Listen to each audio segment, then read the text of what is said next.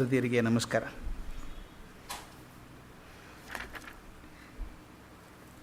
ಈಶಾವಾಸ್ಯ ಉಪನಿಷತ್ತನ್ನು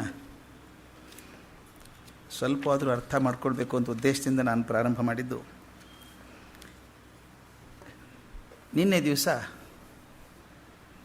ಅದರ ಹಿನ್ನೆಲೆಯಾಗಿ ಸ್ವಲ್ಪ ವೇದದ ಬಗ್ಗೆ, ಅದರ ಭಾಗಗಳ ಬಗ್ಗೆ, ಸಂಹಿತೆ ಹೇಗೆ ಬರೀ ಪ್ರಾರ್ಥನೆಯಲ್ಲಿ ಬಂತು, ಬ್ರಾಹ್ಮಣ ಹೇಗೆ ಅದರ ಪ್ರಯೋಗಗಳ ಬಗ್ಗೆ ಬಂತು, ಕ್ರಿಯೆಗಳ ಬಗ್ಗೆ, ಯಜ್ಞ ಯಾಗಾದಿಗಳ ಬಗ್ಗೆ ಬಂತು, ಆನಂತರ ಹೇಗೆ ಉಪನಿಷತ್ತು ಜೀವಾತ್ಮ ಪರಮಾತ್ಮ ಜೊತೆಗಿರುವಂಥ ಅನ್ವಯದ ಬಗ್ಗೆ ಬಂತು, ಇವೆರಡಕ್ಕೂ ಸೇತುವೆಯಾಗಿ ನಡುವೆ ಅರಣ್ಯಕ ಹೇಗೆ ಬಂತು ಅನ್ನೋದನ್ನು ಸ್ವಲ್ಪ ನೋಡಿ, ಉಪನಿಷತ್ತು ಅನ್ನೋ ಪದದ ಬಗ್ಗೆ ಸ್ವಲ್ಪ ಚಿಂತನೆ ಮಾಡಿದ್ವಿ ನಿನ್ನೆ. ನನಗೆ ಅದ್ಭುತ ಅನಿಸೋದು ಅದೇನೆ. ಒಂದೇ ಪದ ಅದರ ಎರಡು ಭಾಗ, ಎರಡು ಕ್ರಿಯೆಗಳನ್ನು ತೋರಿಸ್ತದೆ ಅಂತ. ನನಗದು ನಿಜವಾಗಲೂ ಅದ್ಭುತ ಅನಿಸಿದ್ದು ಪರಮಾರ್ಥಾನಂದರ ಚಿಂತನೆ ಅದರೊಳಗೆ. ಉಪನಿ ಮತ್ತು ಶತ್. ಉಪನಿ ಅಂದರೆ ಜೋಡಿಸೋದು, ಶತ್ ಅಂದರೆ ನಾಶ ಮಾಡುವಂಥದ್ದು.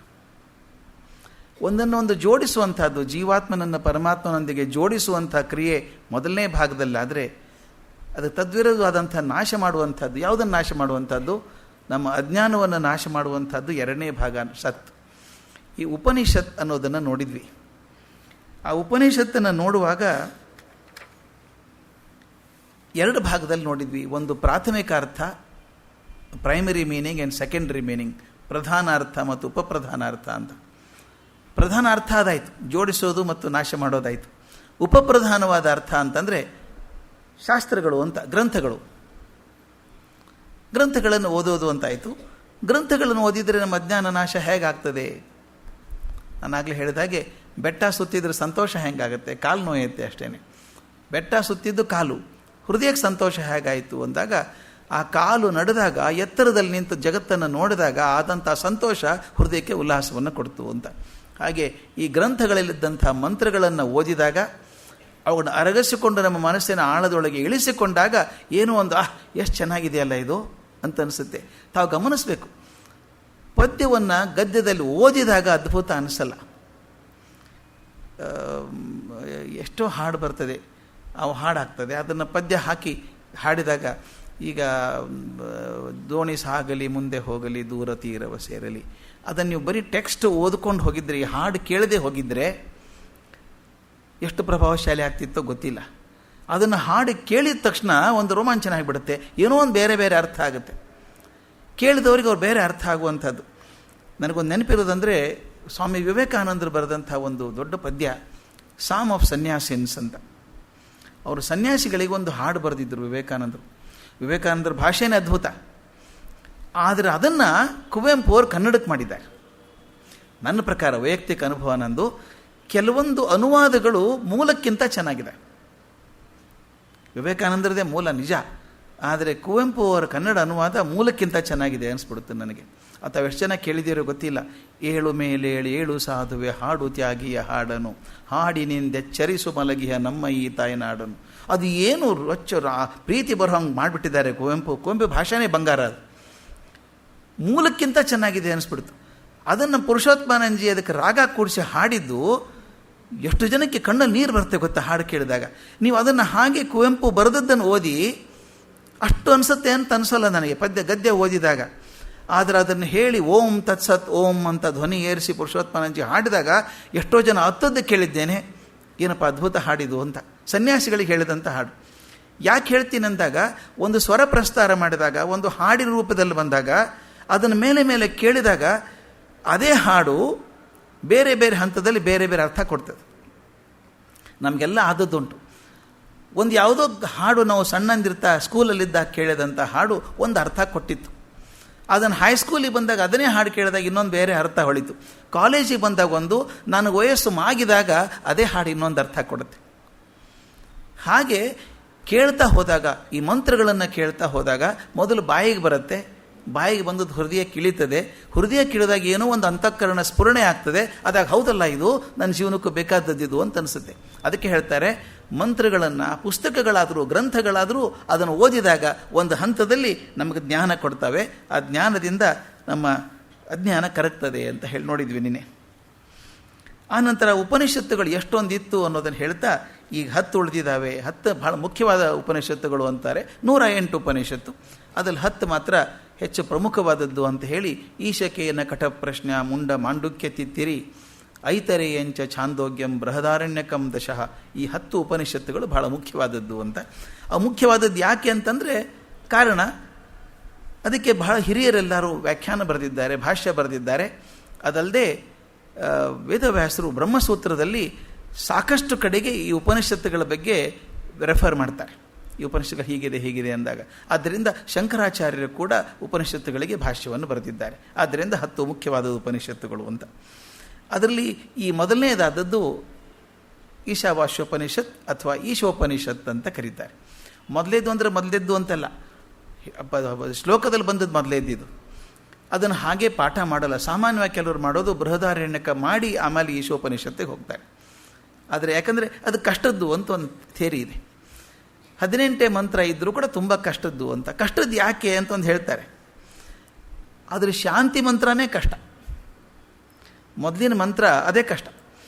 ಅಲ್ಲಿಂದ ಇರೋವಂಥ 18 ಮಂತ್ರ ಇದ್ದಾವಲ್ಲ, ಕಷ್ಟ ಯಾಕೆ ಅಂದರೆ ಬೇರೆ ಬೇರೆ ದಾರ್ಶನಿಕರು, ಬೇರೆ ಬೇರೆ ವಿದ್ವಾಮ ಪಂಡಿತರು ಬೇರೆ ಬೇರೆ ಕಾಲಕ್ಕೆ ಅವುಗಳ ಬಗ್ಗೆನೇ ಬೇರೆ ಬೇರೆಯಾಗಿ ವ್ಯಾಖ್ಯೆ ಮಾಡಿದ್ದಾರೆ.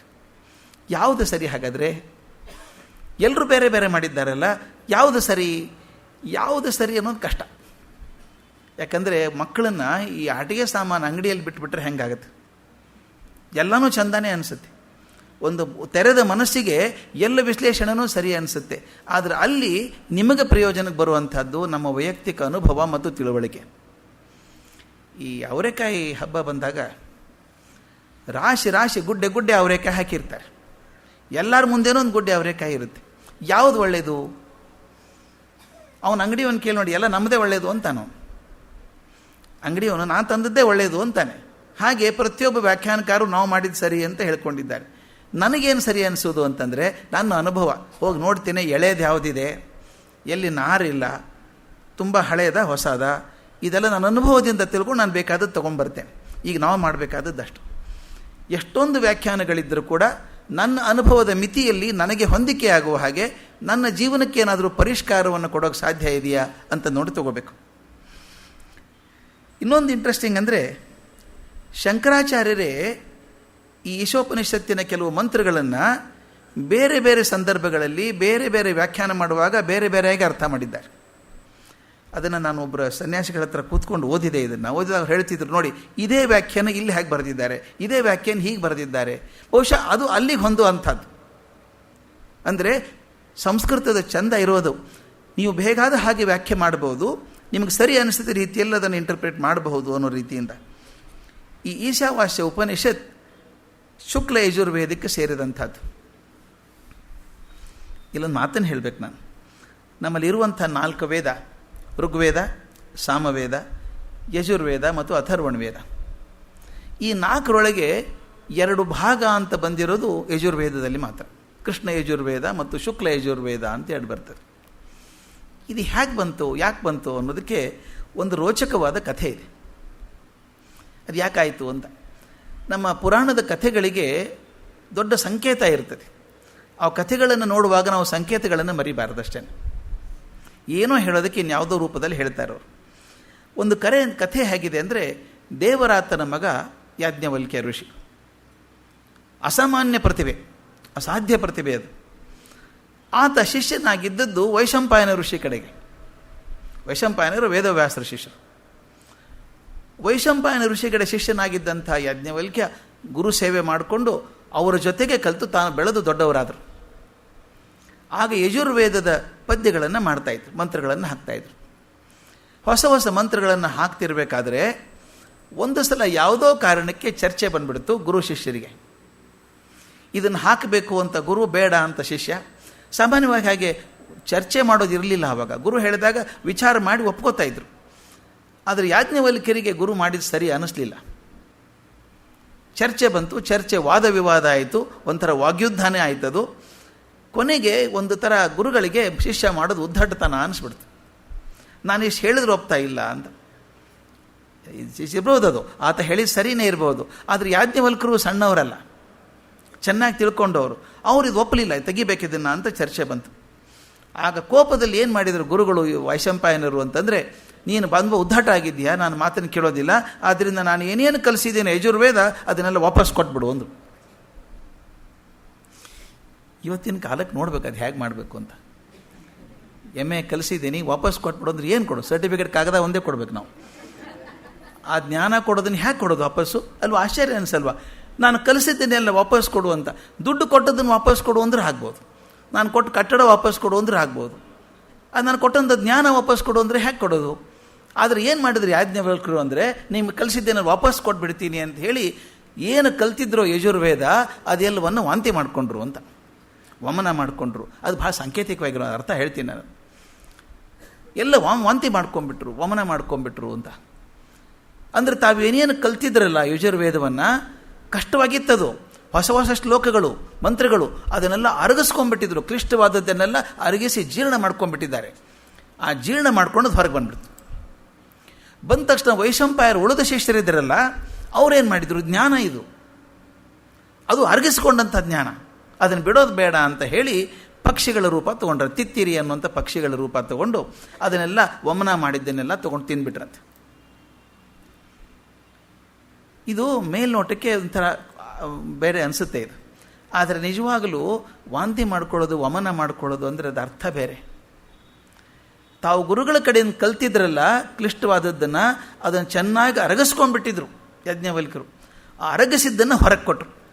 ಆ ಜ್ಞಾನವನ್ನು ಶಿಷ್ಯರಿಗೆ ಹೇಳಿಬಿಟ್ರು, ತಗೊಳ್ಳಿ ಹೇಳಿದ್ದಿದೆಲ್ಲ ನೀವು ಹಿಂಗೆ ಹೇಳಿದ್ರಲ್ಲ, ಅದನ್ನು ಹೀಗೆ ಅರಗಿಸ್ಕೊಂಡಿದ್ದೀನಿ, ನನಗನ್ನಿಸಿದ್ದು ಹೀಗೆ ಅಂತ ಕಲಿಸಿದ್ದನ್ನೆಲ್ಲ ಮರು ಪಾಠ ಮಾಡಿದರು. ಈಗ ಎಷ್ಟು ಚಂದ ನೋಡಿ ಹೇಳಬೇಕಾದ್ರೆ. ನಾನಲ್ವಾ ಹೇಳಿದ್ದನ್ನೆಲ್ಲ ಕಕ್ಕಿಸ್ಬಿಟ್ಟೆ ಅವನ ಕಡೆಯಿಂದ. ಹೇಳಿದ್ದಲ್ಲ, ಈಗ ಗುರುಗಳು ಮಾಡಬೇಕು ಋಣ. ಅದಕ್ಕೆ ಹೇಳ್ತಾ ಗುರು ಋಣ ತೀರಿಸಬೇಕಾದ್ರೆ ಗುರುಗಳ ಕಡೆಯಿಂದ ಏನು ಕಲ್ತಿದ್ರೋ ಅದನ್ನು ಶಿಷ್ಯರಿಗೆ ಅದೇ ಅನ್ಯಾದೃಶ ಪ್ರೀತಿಯಿಂದ ಕಲಿಸಿದರೆ ಗುರು ಋಣ ತೀರ್ತದೆ ಅಂತ ಹೇಳ್ತಾರೆ. ಅದನ್ನು ಗುರು ಋಣ ತೀರಿಸೋದಕ್ಕೆ ಅವ್ರೇನು ಮಾಡಿದರು, ತಾವೇನೇನು ಕಲ್ತಿದ್ರಲ್ಲ ಅರಗಿಸ್ಕೊಂಡಿದ್ರು, ಅರ್ಥ ಮಾಡ್ಕೊಂಡಿದ್ರು, ಅದನ್ನು ಸುಲಭ ಮಾಡ್ಕೊಂಡಿದ್ರು, ಅದನ್ನೆಲ್ಲರಿಗೂ ಹೇಳಿಬಿಟ್ರು. ಶಿಷ್ಯರು ಕಲ್ಕೊಂಡ್ರು. ಆ ಶಿಷ್ಯರು ಏನು ದಾಖಲೆ ಮಾಡಿಕೊಂಡ್ರೋ ಅದನ್ನೇ ಕೃಷ್ಣ ಯಜುರ್ವೇದ ಅಂತ ಕರೆದ್ರು. ಕೃಷ್ಣ ಯಜುರ್ವೇದ ಅಂತ ಕರೆದದ್ದು ಕಪ್ಪು ಅಂತ. ಅದು ತಿರಸ್ಕಾರ ಮಾಡಿದ್ದು, ತ್ಯಾಗ ಮಾಡಿದ್ದು, ಕಲ್ತದ್ದನ್ನು ವಾಪಸ್ ಕೊಟ್ಟದ್ದು. ಅದನ್ನು ಯಾವುದನ್ನು ತ್ಯಾಜ್ಯ ಮಾಡಿದ್ರಿಂದ ಅದು ಕಪ್ಪು ಅಂತ ಹೆಸರು ಬಂತು, ಕೃಷ್ಣ ಯಜುರ್ವೇದ ಅಂತ. ಅದಕ್ಕೆ ಪಾಶ್ಚಾತ್ಯರು ಅದನ್ನು ಬ್ಲ್ಯಾಕ್ ಯಜುರ್ವೇದ ಅಂತ ಕರೀತಾರೆ. ಪಾಪ ಅಷ್ಟೇ, ಅವ್ರು ಇರೋದೇ ಬ್ಲ್ಯಾಕ್ ಆ್ಯಂಡ್ ವೈಟ್ ಎರಡೇನು, ಅದು ಬ್ಲ್ಯಾಕ್ ಯಜುರ್ವೇದ ಅಂತ ಕರೀತಾರೆ. ಆಮೇಲೆ ಯಾಜ್ಞವಲ್ಕರು ಏನು ಮಾಡಿದರು ಅಂದರೆ, ಇದು ಸಾಕು ನನಗಿನ್ನು ಬೇಡ ಇಲ್ಲಿದ ಅಂತ ಬಿಟ್ಟು ಹೋಗಿ ಇನ್ನು ಯಾವ ಗುರುಗಳನ್ನು ಆಶ್ರಯಿಸೋದಿಲ್ಲ ನಾನು ಅಂತ ತೀರ್ಮಾನ ಮಾಡಿ ಎಲ್ಲ ಜ್ಞಾನಗಳಿಗೂ ಮೂಲ ರೂಪನಾದಂಥ ಸೂರ್ಯನನ್ನು ಧ್ಯಾನ ಮಾಡೋಕ್ಕೆ ಶುರು ಮಾಡಿದರು. ಇಷ್ಟು ಘನಘೋರವಾದಂಥ ತಪಸ್ಸು ಮಾಡಿದರು ಅಂತಂದರೆ ಕೆಲವು ವರ್ಷಗಳ ನಂತರ ಸೂರ್ಯ ಸಾಕ್ಷಾತ್ತಾಗಿ ಮುಂದೆ ಬಂದ. ಆದರೆ ಸೂರ್ಯ ತನ್ನ ರೂಪದಲ್ಲಿ ಬರೋಕ್ಕೆ ಸಾಧ್ಯ ಇಲ್ಲ, ಯಾಕಂದರೆ ಆ ರೂಪದಲ್ಲಿ ಬಂದರೆ ಯಾರೂ ಬದುಕೋಕ್ಕೆ ಸಾಧ್ಯ ಇಲ್ಲ, ಭಸ್ಮ ಆಗಿ ಹೋಗ್ಬಿಡ್ಬೇಕು.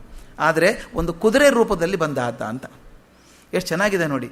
ಕುದುರೆ ರೂಪದಲ್ಲಿ ಮುಂದೆ ಬಂದು ಇದುವರೆಗೂ ಯಾರಿಗೂ ಕೇಳಿರದಂಥ, ಚಿಂತನೆ ಮಾಡದಂಥ ಅಪಾರವಾದ ಆಳವಾದ ಚಿಂತನೆಯನ್ನು ಯಾಜ್ಞವಲ್ಕ್ಯರಿಗೆ ಕೊಟ್ಟು ಹೋದ. ಅದನ್ನೇನು ದಾಖಲೆ ಮಾಡಿದ್ರೋ ಅದನ್ನು ಶುಕ್ಲ ಯಜುರ್ವೇದ ಅಂತಾಯಿತು. ಅಂದರೆ ತಾನು ಕಲ್ತಿದ್ದನ್ನು ಗುರುಗಳಿಗೆ ಕೊಟ್ಟು ಬಿಟ್ಟದ್ದು, ತ್ಯಾಜ್ಯ ಮಾಡಿದ್ದು ಕೃಷ್ಣ ಯಜುರ್ವೇದ. ಆದರೆ ತಾನು ಸೂರ್ಯನ ಮುಖಾರ ಪಡ್ಕೊಂಡಂಥ ಜ್ಞಾನ ಏನಿತ್ತೋ, ವಿಶೇಷವಾದಂಥ ಅನುಪಮವಾದಂಥ ಜ್ಞಾನ, ಅದನ್ನೇನು ದಾಖಲೆ ಮಾಡಿದರೋ ಅದನ್ನು ಶುಕ್ಲ ಯಜುರ್ವೇದ. ಬೆಳ್ಳಗಿದೆ, ಸೂರ್ಯ ಆಗಿರೋದ್ರಿಂದ ಪ್ರಖರವಾಗಿರೋದು ಅಂಥೇಳಿ ಶುಕ್ಲ ಯಜುರ್ವೇದ ಅಂತ ಒಂದಾಯಿತು. ಅದನ್ನು ಪಾಶ್ಚಾತ್ಯರು ವೈಟ್ ಯಜುರ್ವೇದ ಅಂತ ಕರೆದರು. ಒಂದು ಬ್ಲ್ಯಾಕ್ ಯಜುರ್ವೇದ, ಒಂದು ವೈಟ್ ಯಜುರ್ವೇದ ಅಂತ.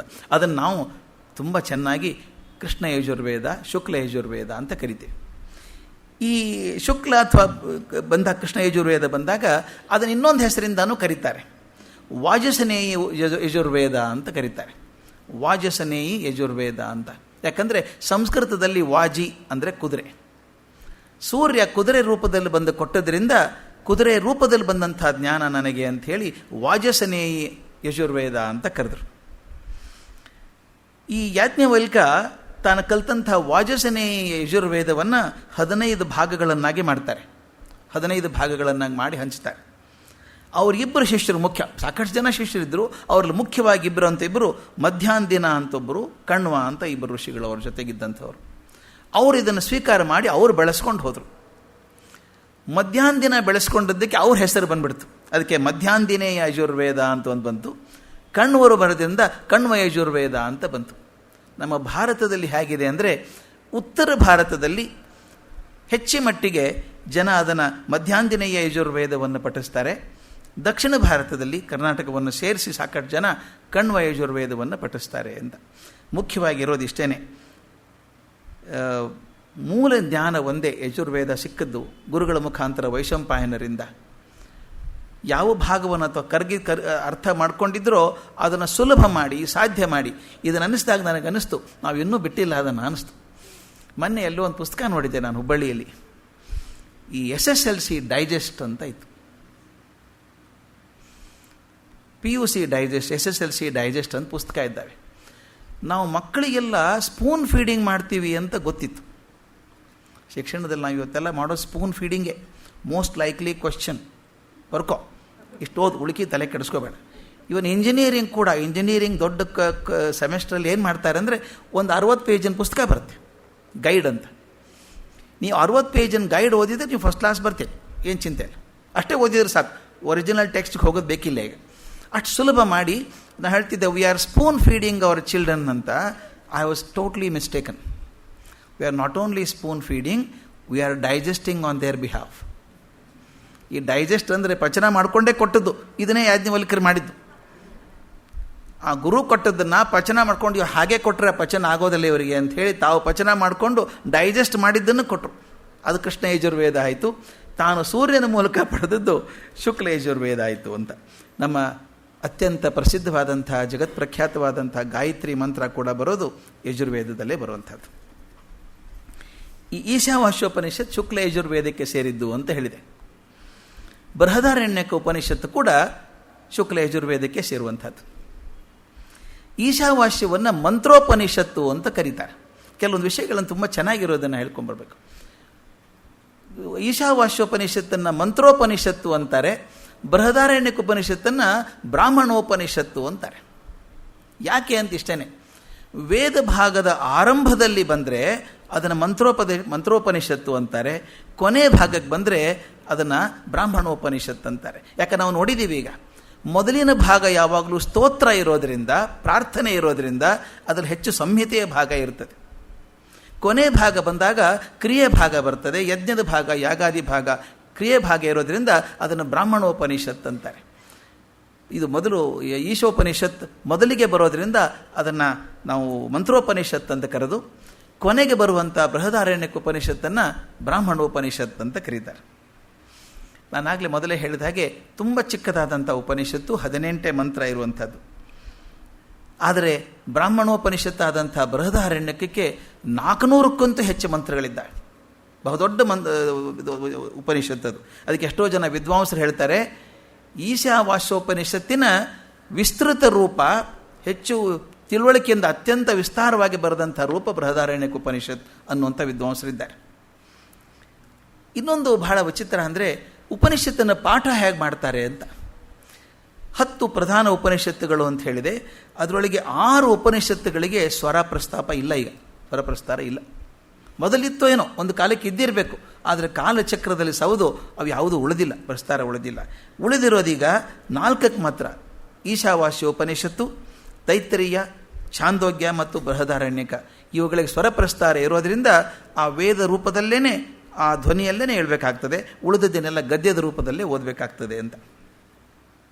ಇನ್ನೊಂದು ಮುಖ್ಯ ವಿಷಯ ಹೇಳಬೇಕು. ಪ್ರತಿಯೊಂದು ಉಪನಿಷತ್ತಿಗೂ ಒಂದು ಶಾಂತಿ ಪಾಠ ಅಂತ ಇರ್ತದೆ. ಪ್ರಾರಂಭ ಆಗೋದು ಶಾಂತಿ ಪಾಠದಿಂದ, ಶಾಂತಿ ಮಂತ್ರದಿಂದ ಶುರು ಆಗಬೇಕು. ಇನ್ನೊಂದು ವಿಶೇಷ ಅಂದರೆ, ಪ್ರತಿಯೊಂದು ವೇದದಲ್ಲಿರುವಂಥ ಎಲ್ಲ ಉಪನಿಷತ್ತುಗಳಿಗೂ ಒಂದೇ ಶಾಂತಿ ಪಾಠ ಇರ್ತದೆ. ಭಾಳ ಮುಖ್ಯವಾಗಿ ಇಟ್ಕೋಬೇಕಾದಿದ್ದೇನೆ. ಪ್ರತಿಯೊಂದು ವೇದದಲ್ಲಿ ಕೆಲವು ಮುಖ್ಯವಾದದ್ದು ಮಾತ್ರ ಹೇಳ್ಕೊಂಡು ಹೋಗ್ತೇನೆ ನಾನು. ಋಗ್ವೇದದಲ್ಲಿ ಅತ್ಯಂತ ಮುಖ್ಯವಾದಂಥ ಉಪನಿಷತ್ತು ನಮಗೆ ಸಿಗೋದು ಐತರೇಯ ಉಪನಿಷತ್ತು. ಐತರೇಯ ಉಪನಿಷತ್ತು ಋಗ್ವೇದದಲ್ಲಿ ಬರುವಂಥ ಎಲ್ಲ ಉಪನಿಷತ್ತುಗಳಿಗೆ ಒಂದೇ ಒಂದು ಶಾಂತಿ ಪಾಠ ಅಂದರೆ ವಾಂಗ್ಮೇ ಮನಸ್ಸಿ ಪ್ರತಿಷ್ಠಿತ ಅಂತ ಬರುವಂಥದ್ದು. ಆ ಬಹುದೊಡ್ಡ ಶ್ಲೋಕ, ಆ ಮಂತ್ರ ಅಲ್ಲಿಂದಾನೇ ಶುರು ಆಗಬೇಕು. ಋಗ್ವೇದದ ಯಾವುದೇ ಉಪನಿಷತ್ತು ತೊಗೊಂಡ್ರೂ ಅದು ಇದೇ ಶಾಂತಿ ಮಂತ್ರದಿಂದ ಶುರು ಆಗಬೇಕಾದ್ದು. ಅದೇ ರೀತಿ ಕೃಷ್ಣ ಯಜುರ್ವೇದದ ಉಪನಿಷತ್ತುಗಳು ಪ್ರಾರಂಭ ಆಗೋದು ಕೃಷ್ಣ ಯಜುರ್ವೇದದ ಎಲ್ಲ ಉಪನಿಷತ್ತುಗಳು ಪ್ರಾರಂಭ ಆಗೋದು. ಕೃಷ್ಣ ಯಜುರ್ವೇದ ಉಪನಿಷತ್ತುಗಳು ಯಾವುದು? ಕಠೋಪನಿಷತ್ತು, ತೈತ್ರಿಯ ಉಪನಿಷತ್ತು, ಶ್ವೇತಾಶ್ವತರ ಹಾಗೂ ಮೈತ್ರಾಯಣಿ ಅಂತ ಈ 4 ಉಪನಿಷತ್ತುಗಳು. ಈ 4 ಉಪನಿಷತ್ತು ಪ್ರಾರಂಭ ಆಗೋದು ಒಂದೇ ಶಾಂತಿ ಮಂತ್ರದಿಂದ. ಅದು ಯಾವುದಂದ್ರೆ ಸಹನಾವವತು ಸಹನೋ ಭುನಕ್ತು ಸಹ ವೀರ್ಯಂ ಕರ್ವಾವಹೆ. ಎಲ್ಲ ಉಪನಿಷತ್ತುಗಳು ಅದೇ ಶಾಂತಿ ಮಂತ್ರದಿಂದ ಶುರುವಾಗುವಂಥದ್ದು. ಅಂದರೆ ಒಂದು ಪದ್ಧತಿ ಹೇಗೆ ಚೆನ್ನಾಗಿದೆ ನೋಡಿ. ಅದೇ ರೀತಿ ಸಾಮವೇದದ ಉಪನಿಷತ್ತುಗಳು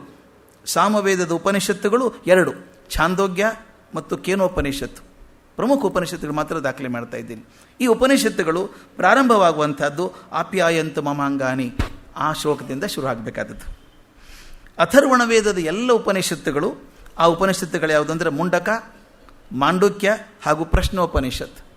ಈ 3 ಉಪನಿಷತ್ತುಗಳು ಪ್ರಾರಂಭವಾಗೋದು ಒಂದೇದು ಭದ್ರಂಕರಣೆ ವಿಷ್ಣುಯಾವ ದೇವಾಹ, ಅಲ್ಲಿಂದನೇ ಶುರು ಆಗಬೇಕು.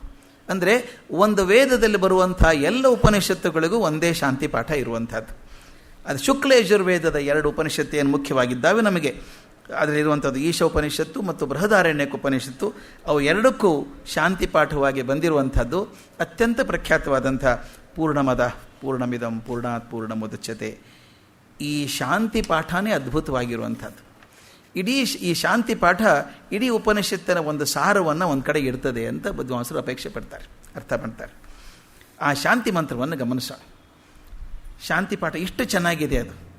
ಓಂ ಪೂರ್ಣಮದಃ ಪೂರ್ಣಮಿದಂ ಪೂರ್ಣಾತ್ ಪೂರ್ಣಮುದಚ್ಯತೆ ಪೂರ್ಣಸ್ಯ ಪೂರ್ಣಮಾದಾಯ ಪೂರ್ಣಮೇವಾವಶಿಷ್ಯತೆ. ಓಂ ಶಾಂತಿ ಶಾಂತಿ ಶಾಂತಿ. ಇದು 4 ಸಾಲಿಂದ ಒಂದು ಮಂತ್ರ. ಈ 4 ಸಾಲಿನೊಳಗಿರುವಂಥ ಅಪರೂಪದ ಅರ್ಥ, ಅದ್ಭುತ ಅರ್ಥ ಅದು ಒಂದೊಂದೇ ಸಾಲು ನೋಡ್ಕೊಂಡು ಹೋಗೋಣ. ಸ್ವಲ್ಪ ಸಮಯ ತೊಗೊಂಡ್ರು ಅಡ್ಡಿ ಇಲ್ಲ, ಭಾಳ ಮುಖ್ಯವಾದಂಥ ಮಂತ್ರ ಇದು. ಅನುವಾದಕ್ಕೆ ಸುಲಭವಾಗಿ ಸಿಗಲಾರದಂಥ ಮಂತ್ರ ಇದು. ಟಕ ಅಂತ ಅನುವಾದ ಮಾಡೋಕ್ಕಾಗಲ್ಲ. ಕೆಲವು ಪದಶಃ ಅನುವಾದ ಮಾಡಿದರೆ ಅದೊಂದು ವಿಚಿತ್ರ ಅಥವಾ ತಪ್ಪು ಅನಿಸುವಂಥ ಬಗೆ ಬರುವಂಥದ್ದಿದೆ. ನಾವೆಲ್ಲ ಸಣ್ಣವರಿದ್ದಾಗ ತಮಾಷೆ ಮಾಡ್ತಿದ್ದುಂಟು, ಅದ್ರ ಬಗ್ಗೆ ಗೊತ್ತಿಲ್ಲದೆ ಇದ್ದಾಗ ತಮಾಷೆ ಮಾಡ್ತೀವಿ. ಬುದ್ಧಿ ಬಂದಮೇಲೆ ತಮಾಷೆನೇ ಹುಚ್ಚು ಅಂತ ಅನಿಸ್ಬಿಡುತ್ತೆ. ಅರ್ಥ ನೋಡ್ಕೊಳ್ಳಿ. ಅದು ಪೂರ್ಣ, ಪೂರ್ಣಮದಃ ಅದು ಪೂರ್ಣ, ಪೂರ್ಣಮಿದಂ ಇದು ಪೂರ್ಣ, ಇದು ಪೂರ್ಣಾತ್ ಪೂರ್ಣ ಮುದಚ್ಯತೆ ಪೂರ್ಣದಿಂದ ಪೂರ್ಣ ಉದಯಿಸಿದೆ. ಪೂರ್ಣಸ್ಯ ಪೂರ್ಣಮಾದಾಯ ಪೂರ್ಣದಿಂದ ಪೂರ್ಣವನ್ನು ತೆಗೆದು ಹಾಕಿದರೆ ಪೂರ್ಣಮೇವಾವಶಿಷ್ಯತೆ ಪೂರ್ಣವೇ ಉಳಿಯುತ್ತದೆ. ಪೂರ್ಣದಿಂದ ಪೂರ್ಣ ತೆಗೆದ್ರೆ ಪೂರ್ಣ ಉಳ್ಕೊಳ್ಳುತ್ತೆ. ಇದನ್ನು ಅನುವಾದ ಮಾಡಿದರೆ ತಪ್ಪಾಗ್ಬಿಡುತ್ತೆ ಅನುವಾದಕ್ಕಂತ ಅನಿಸುತ್ತೆ. ನಾನು ಕೇಳಿದ್ದೆ ನಮ್ಮ ಮೇಷ್ಟ್ರಿಗೆ, ಭಾಳ ಚಂದ ಬುದ್ಧಿ ಹೇಳಿದ್ದರು ನನಗೆ. ನಾನು ಗುರುಕುಲಕ್ಕೆ ಹೋಗ್ತಿರ್ಬೇಕಾದ್ರೆ ನನ್ನ ಗುರುಗಳಿಗೆ ಕೇಳಿದೆ, ಇದು ಹೇಗೆ ಸರ್ ಇದು ಪೂರ್ಣದಿಂದ ಪೂರ್ಣ ತೆಗೆದ್ರೆ ಪೂರ್ಣ ಹೇಗೆ ಉಳಿತದೆ? x - x = 0 ಅಲ್ವಾ ಅಂತ ಕೇಳಿದೆ. ಬಾಯಿಲಿ ಅಂತ ಕರೆದ್ರು. ನಮ್ಮ ವೇದ ಪಾಠಶಾಲಾ ನಮ್ಮ ಮಂತ್ರ ಗುರುಕುಲಕ್ಕೆ ಹೋಗ್ತಿದ್ದದ್ದು ಯಾವಾಗಲೂ ಒಂದು ಸರಸ್ವತಿ ವಿಗ್ರಹ ಇರಬೇಕು, ಅದ್ರ ಮುಂದೊಂದು ದೀಪ, ನಂದಾದೀಪ ಯಾವಾಗಲೂ ಇರ್ತಿತ್ತು. ಮಣ್ಣಿನ ಹಣತೆ ಬೇಕಾದಷ್ಟು ಇರ್ತಿದ್ವು ಅಲ್ಲಿ. ಒಂದು ತಗೋ ಹಣ್ಣಿನ ಹಣತೆ ತಗೋ ಅದನ್ನು ಅಂದರು. ತೊಗೊಂಡು ಎಣ್ಣೆ ಹಾಕೋ, ಹಾಕಿದೆ. ದೀಪ ಹಚ್ಕೊಂಡೆ. ಅರ್ಥ ಆಯಿತೋ ಅಂತ ಕೇಳಿದರು. ನೀವೇನು ಹೇಳಲೇ ಇಲ್ಲ ಅಂದೆ. ಅವ್ರು ಹೇಳಿದ್ರು, ನೋಡಯ್ಯ ನೀ ಮೊದಲು ದೀಪ ಇತ್ತಲ್ಲ ಜನ ಕೈಯಲ್ಲಿ ಎಣ್ಣೆ ಹಾಕ್ಕೊಂಡು ಇಟ್ಕೊಂಡಿದ್ದೆಲ್ಲ, ಅದಕ್ಕೆ ದೀಪ ಉರಿತಿತ್ತ ಮೊದಲು? ಇಲ್ಲ. ಈಗ ಉರಿತಾ ಇದೆ. ಪೂರ್ತಿ ಉರಿತಾ ಇದೆಯಾ? ಪೂರ್ತಿ ಉರಿತಾ ಇದೆ. ಈ ಪೂರ್ತಿ ದೀಪ ಬಂದಿದ್ದು ಎಲ್ಲಿಂದ? ಆ ದೀಪದಿಂದ. ಮತ್ತು ಅದು ಉರಿತಾ ಇದೆ ಈಗ. ಈ ದೀಪದ ಪೂರ್ಣ ಬೆಳಕು ಅಲ್ಲಿಂದ ಬಂದದ್ದು.